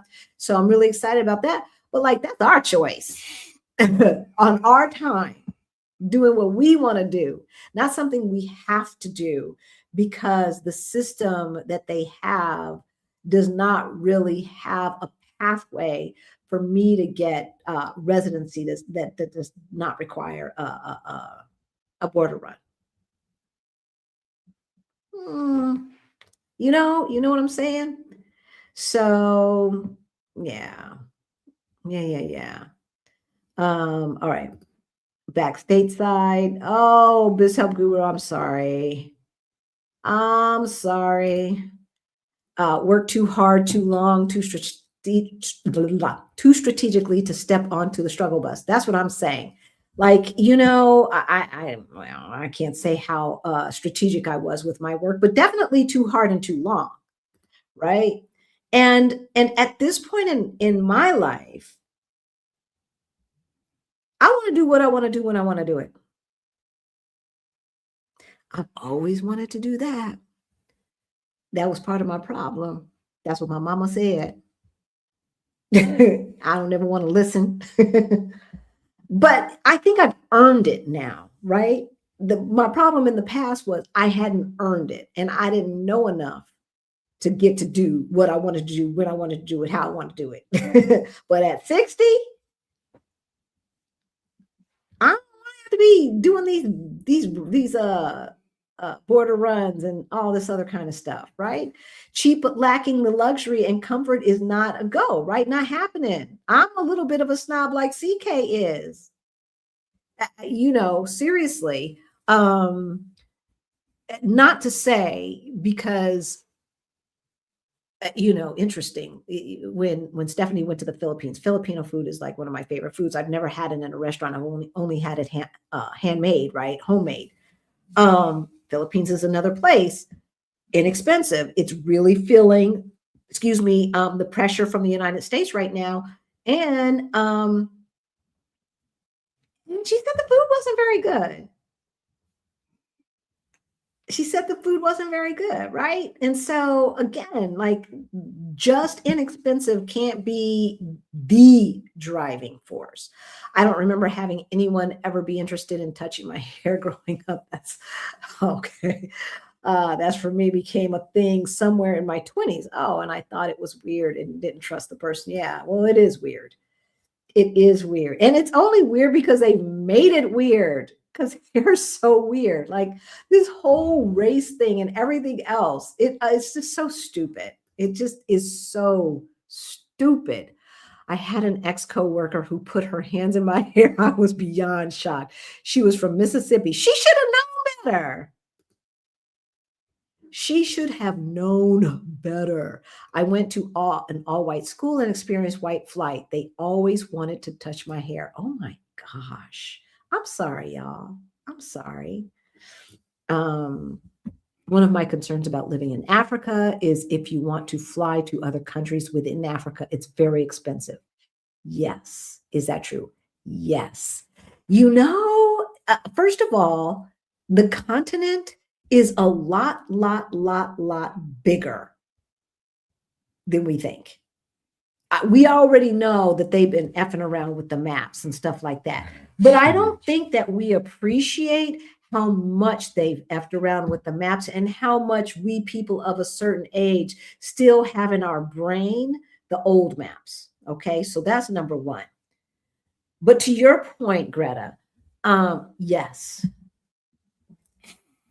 And the one thing that we have to our advantage is that the dollar is stronger than every single one of the currencies for the countries that I have been looking at, right? And so that helps a bit.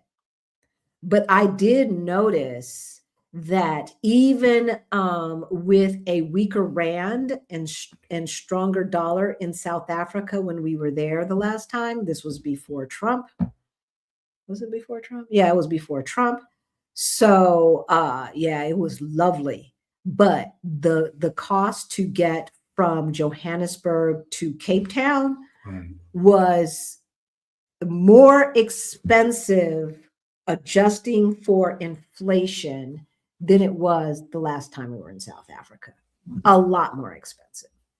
And so part of that is probably the cost of oil. But like when you can puddle jump over here in Europe for like 30 and 40, euro, especially if you can just have a personal item or, just a carry on or something like that. And then you look at the prices in Africa and you're like, oh my gosh. But again, Europe, like all of Europe could probably fit in just the northern part of Africa. There's a program out there, there's a platform out there that will let you do that. It'll let you drag countries into other countries so you can see the difference in size. That continent is huge. And so I'm going to assume that part of the price, part of the, the reason why it's so much more expensive is because you're going a further way, even though it doesn't look like it when you're just looking at a map. So, yeah. I'm sorry, you guys. These allergies are kicking my behind. I want to purchase a 45 foot long sailboat and live off Barbados. I am not mad at you. Okay, who is this? Beehive Hairdo. When you get your 45-foot long sailboat and find your dock off in Barbados, let us know. And we will come visit you, and you can sail us around the island and to all the little islandets and all that kind of good stuff. We are down for it. No. You do not have to twist our arm. We promise. Call us and we will show up. Okay. Barbados is the bomb. I remember liking Barbados. Didn't we go snorkeling in Barbados? Wasn't that Barbados? No, I don't think it was. Was it Grenada? No, I thought it was Barbados. Okay, I've been in the workforce since I was 16 years old. That's 40 years of my life. I'm done. That's what I'm talking about, y'all. Last chance. Next weekend is the Job Liberation Summit. Thank you, Allison, for reminding me. For Black women, the Job Liberation Summit. Y'all, I'm going to put the link in the chat below because this is our link so that our Black Utopia gets, here we go, gets the credit. Okay, so I just put it in the Job Liberation Summit 2 weeks ago. We had Dr. Kamani on talking about the summit, talking about how to deal with toxic jobs and everything like that.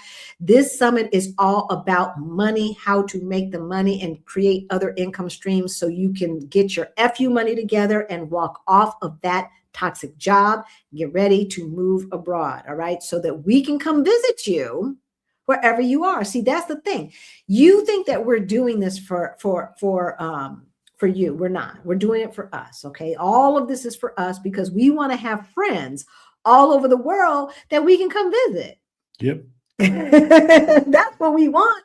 So we need you to get your stuff together so you can go live your best life where you want to live it. And then we can come visit you and you can give us a little tour and stuff and let us hang out. That's how that works. We had a good old time in Panama hanging out with folks, right? We had us a good old time. That's what we need, okay? What's CK talking about? Those folks are on the side of whiteness when in the US, they purchased the propaganda against Black Americans before they arrived. Yeah, that's true. That is true. I don't know specifically what you're talking about, but I do know that's true. Because anti-blackness is global, y'all. That's how I know it's true. It is global. Anti-Black Americanism is global, while at the same time, all of their pop culture is derived from us. Yeah, I know. Just understand. Everybody comes from Africa. Everybody comes from us. We are the mommies and daddies, and they're behaving like children, right? You remember when you didn't want to give your parents credit for something? I ain't telling her she right, but right? We remember. You ain't the boss of me. That's what that's about. That's what that's about, right, Josette? Thank you for the super chat and super thanks money. We appreciate you. We do. Everybody in the chat, let our people know how much you appreciate all of the donations that we have gotten today. This is money that goes into our scholarship fund. If you're watching from the future, let them know. Because look, we are in this together, right? Each one reach one, teach one. That's how I was raised, right? And so for those of us who can afford it, this is what we do so that other folks who cannot can get into the position to be able to afford it tomorrow, right? That's what we do. That's what we do around here. That is one of the reasons why the avatar for our members is the Sankofa bird, right? Because that's how we do. All right. Yeah. Whoop, whoop. I love it. I love it, you guys. I love it. All right, you guys. This is what we're talking about. Let us know. I want to know the place. What is the place that you're like, oh, hell no. Okay. We've got one last. Oh, here, I'm going to mark this. We have one last area. Okay. So we just talked about the places that have a really, really low cost of living, but do you really want to do that? Do you really want to do that? Right?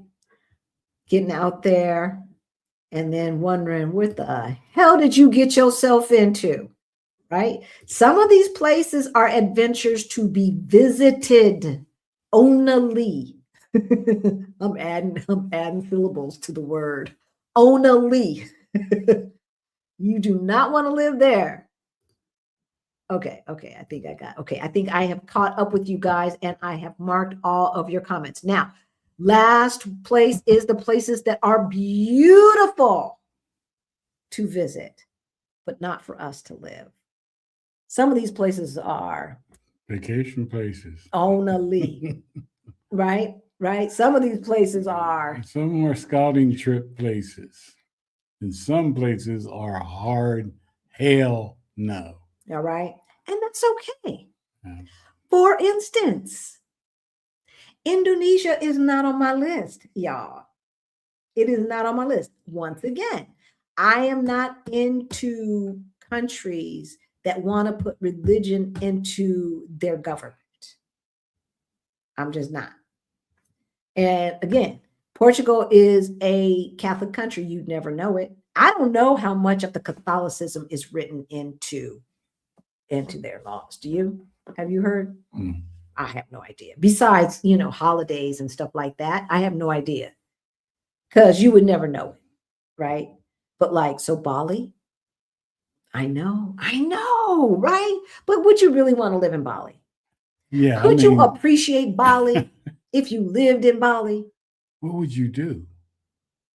Every day. Exactly. Exactly. Right? Thailand for some people, right? I mean, here's the thing with places in Asia. You have to be prepared to always be a foreigner. You have to be prepared for that, right? Maybe even in Mexico as well. But I think they're just so used to Americans and us and stuff like that, that I think it doesn't feel as weird. And I think, right? But and not like we got big stares or anything like that in Thailand, because there are a lot of Africans there as well. But you will always be a foreigner. Like the language barrier, right? It's not as easy to learn Asian languages necessarily. One, because it's a different letter structure, right? Two, because we have traditionally not been exposed to it like we have the Romance languages. So I know that they're teaching, some Asian languages in school these days, but in our day, for the most part, I knew of maybe Japanese in high school. I think we had Japanese in high school when I went to Beverly. But other than that, that was odd. Most of the public high schools did not have Asian languages, right? So we haven't been exposed to it. So language is going to be an issue. Thailand is gorgeous. They also have burn season in some areas, right? It's very hot and humid. And then they're burning stuff on top of that and filling the sky with smoke. Now, again, as we talked about on Thursday, you can say, I'm out every burn season. I'm going to spend 6 months in Thailand, and I'm going to spend 3 months here and 3 months there, right? This can be what you do. The visas are a bit complex in Thailand. That's another thing. We were talking about that. If Greta is in the chat, I know Thailand is on her list. If you guys have questions about the Thailand visas, ask Greta, who is Embria 094. She's our volunteer who helps us with moderation and stuff. She knows a lot. She's been doing a lot of research into the visa process for Thailand. I think I could live here, but I'm not sure Rick could. Greek islands? See? Oh my God, they're beautiful.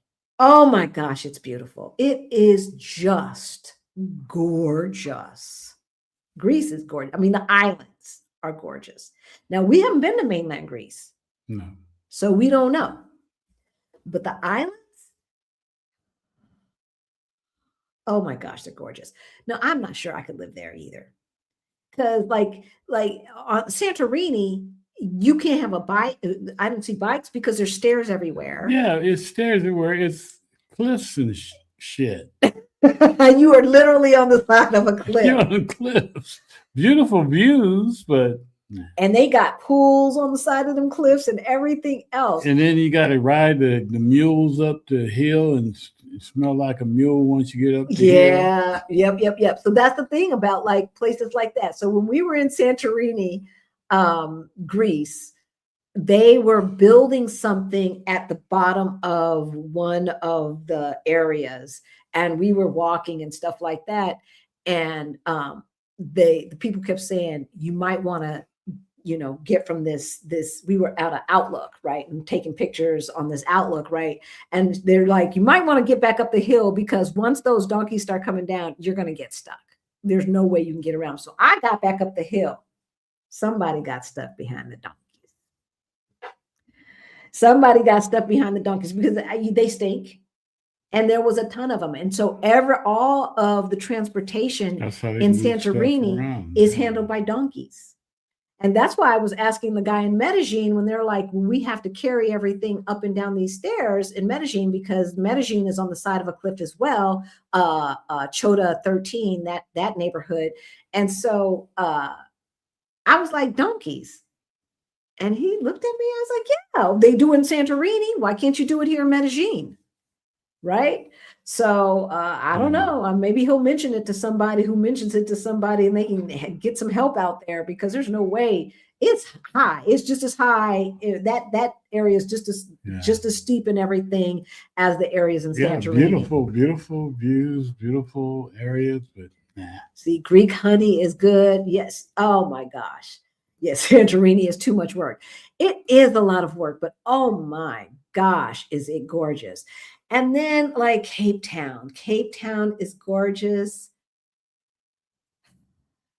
I could live there, but there's two things that are happening in Cape Town right now that were not happening when we were there the first time. The first thing that is the most disheartening, it seems like the homeless population has like been 10x'd, doesn't it? From the first time we were there. I don't remember that kind of homeless population. Do you? No, but I walked around a lot too, because I went different places to fly the drone. So it was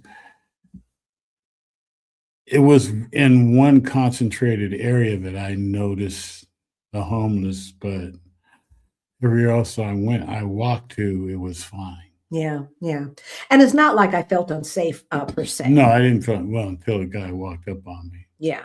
When I was flying the drone. Exactly. But one of the things that is happening in South Africa right now, full disclosure, is that there is an uptick in femicide. No surprise. Femicide is an uptick everywhere, but it is getting a little bit out of control in South Africa. Now, I don't know if it's in one area more than the other. I don't know. So be aware, do your research, right? Again, places that are beautiful, but Curacao, we already mentioned Curacao. I'm not down with Curacao. I would go back and visit. I'd go do an all-inclusive or something goofy like that, just because it is gorgeous. It really, really is. I'm just not into living on an island. Exactly. There's just not enough to do. No. It's claustrophobic. Yeah, you be flying out to go everywhere, somewhere everywhere, right? And so the place that we were talking about at the top of the hour when they came on the plane and they looked so spooky was Senegal. Okay, that's another place that I'm not too interested in. Visiting, yes. Living, no.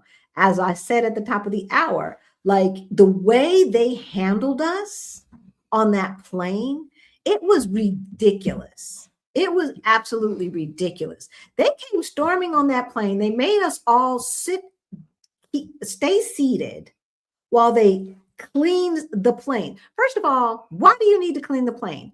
This is a plane that was going from New York to Cape Town, and they had to refuel in Senegal. Refuel only. Yet their laws are such that they had to come in and clean, and not only do that, also to inspect.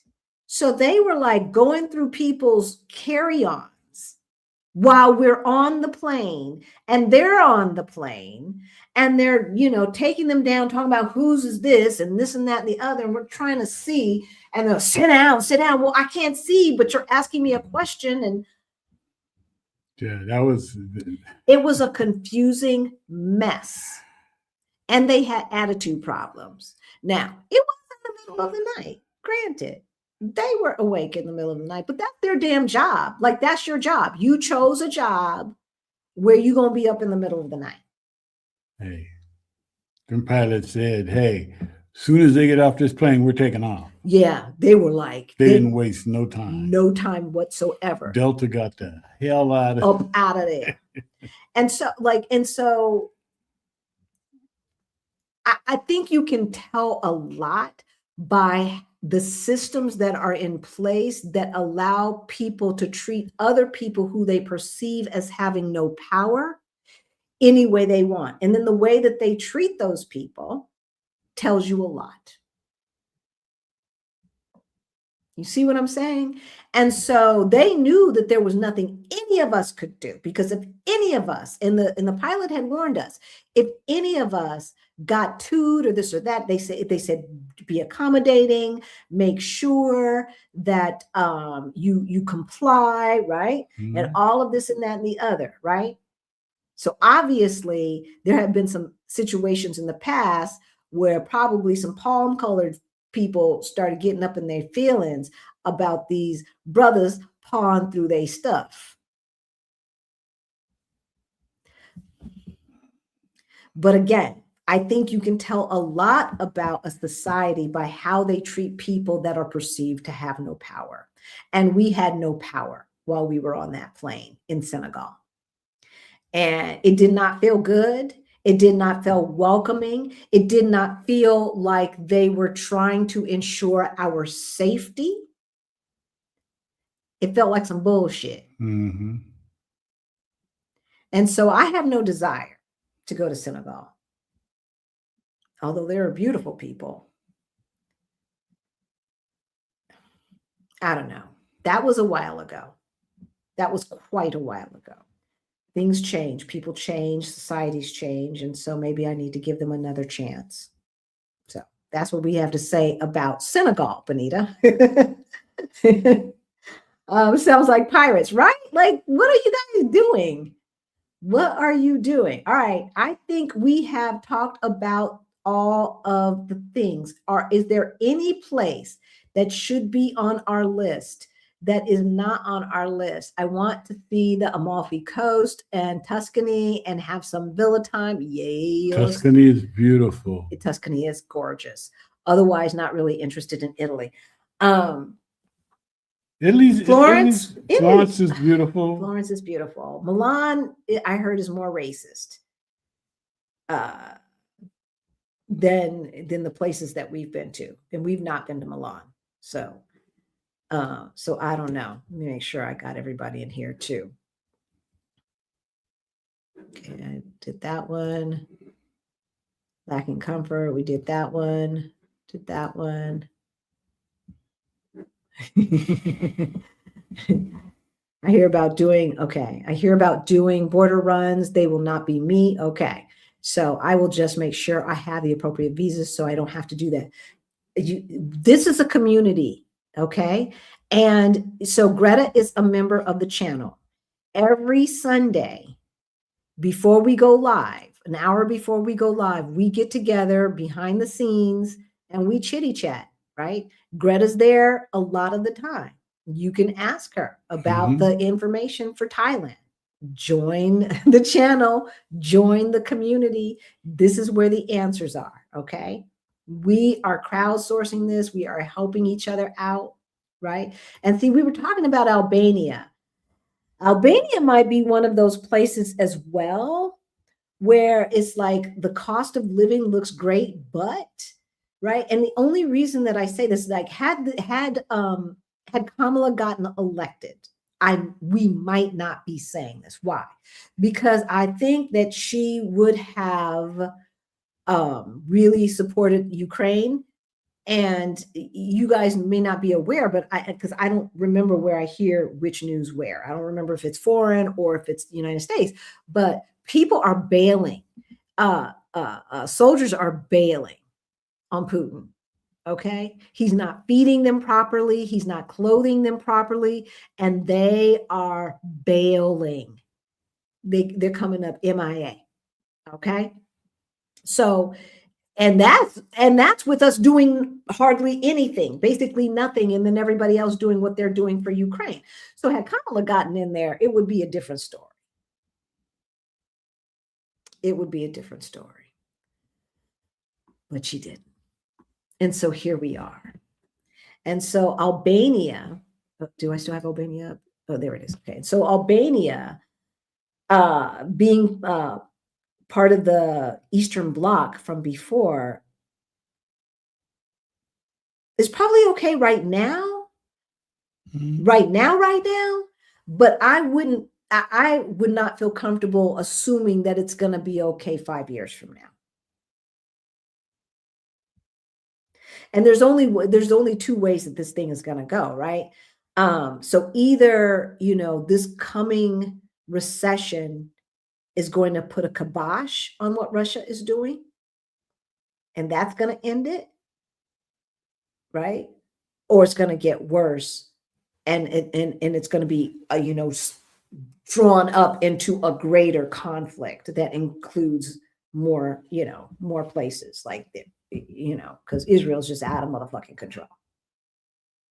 They out of control. The United States is out of control as well, right?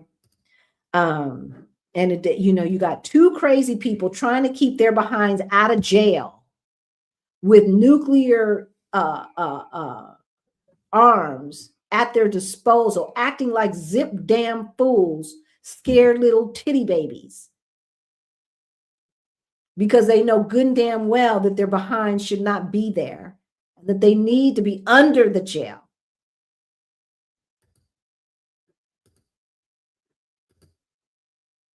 Ethiopia is the only country in Africa that was not colonized, yes. And they will make sure that you know that. I hear you about doing border runs. Oh yeah, okay, we talked about that with Greta. It's my anniversary as an OBU legend. Oh my gosh, look at that. Been a member for 12 months. That's what that means when that comes up. Oh, those are the milestones. Y'all, look, we're just pretending like we know what we're doing, okay? We don't know what we're doing. Yeah, we probably do have the same mom. Okay, I think we did it. Let us know if you are just now tuning in. You won't have to rewind. Where you been at? We go live every Sunday at 3:30. Every Sunday, 3:30 Eastern time. Okay. Mm-hmm. So, when talking about places that we will never live, this is what is true today. And as we know, hell, 50 years ago, the average Chinese person was running around on a bicycle. And now BYD is like the best electric car on the planet. Okay. So what is true today may not be true tomorrow. Right? Things change, right? Like the UAE was the place. It was the place where all the cool kids went and this and that and the other. Now they're trying to escape. No shade to UAE. This is totally the titty baby's fault, right? It's totally the melon felon's fault. We know that. However, the shit still happened.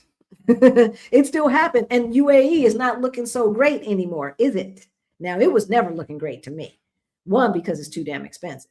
Two, because I don't want to go anywhere where misogyny is written into the laws. And I know it's a secular place, supposedly, reportedly, allegedly. But no. And I don't want to get caught up in sandstorms. So this is not about canceling countries. This is about not about like stopping the romance of moving to a foreign country or anything like that, but and not about finding the perfect place either, because there is no perfect place. It's about finding a place where you can find joy. It's about finding a place where your money, your values are respected, right? Your safety is of value and not in question, where your dignity is respected and not in question, right? We can all live in the same damn room, right? Without nonsense. That's what we're talking about. And as I said, this is our 5th summer living in Portugal. And it's incredible that it's almost been a half a decade. That's crazy. Because it still feels kind of new, even though it feels comfortable and it feels like we're home, it still feels kind of new. Mm-hmm. Because we still don't know the language, right? We're still learning. We're still learning about places in our neighborhood. It's crazy. It is crazy. But the greatest thing is, and this is the thing that I want to leave you guys with, because we'll see you on Thursday. Oh, you guys, everyone who is on our email list, our merch store will be live in the next 24 hours. I just did the last check. Everything looks good. I just have to talk to June and make sure we are set up. So we will be sending out a link to everyone who is on our email list for the email that goes out tomorrow, okay, on Monday. So if you guys have been asking for it, you guys have been asking for merch. So we listened. We trying to do stuff, y'all. We trying to do stuff, but it's just me and Rick. And we're open for suggestions too. Yes, let us know. We asked the members for other things that they would like to see in the merch store. So far we've heard like a Yeti type water cup. I haven't seen that, but I have seen these kind of water bottles. So that keep stuff cold or hot, for a certain amount of time. And then somebody asked for an umbrella. Well, the vendor that we use doesn't have umbrellas right now. So they might get umbrellas in. But the other thing that we were thinking about was doing a special design that would be like just for a season and only available for a certain amount of time, like just that season, or something like that. I don't know. What do you guys think? So you all let us know what we should have in the merch store. And if you're on our email list, then you will get notified. If you need help, you guys, I know this is a lot, right? It is a lot. All of the things that we brought up, I'm sure you guys have been thinking about, but there's more, right? When you have done this thing, we don't even remember how much we didn't know. It's just crazy, and we don't realize it until somebody asks a question and we're like, well, yeah, or well, no. And then we're like, wait, back up, back up. There was a time you didn't know too, right? And so you can call us. You can book a one-on-one call, give us a call, and we can talk to you about how to get your money straight, about your budget, about creating a timeline and or a plan to move abroad, no matter where you're moving. It doesn't have to be just Portugal. I have to say, when we were doing this thing, there was nobody for us to talk to. So I was struggling, y'all. I was struggling all by myself. You remember? And getting stressed the hell out and spending money that I didn't have to spend because I did not know better. And there was not a me to talk to.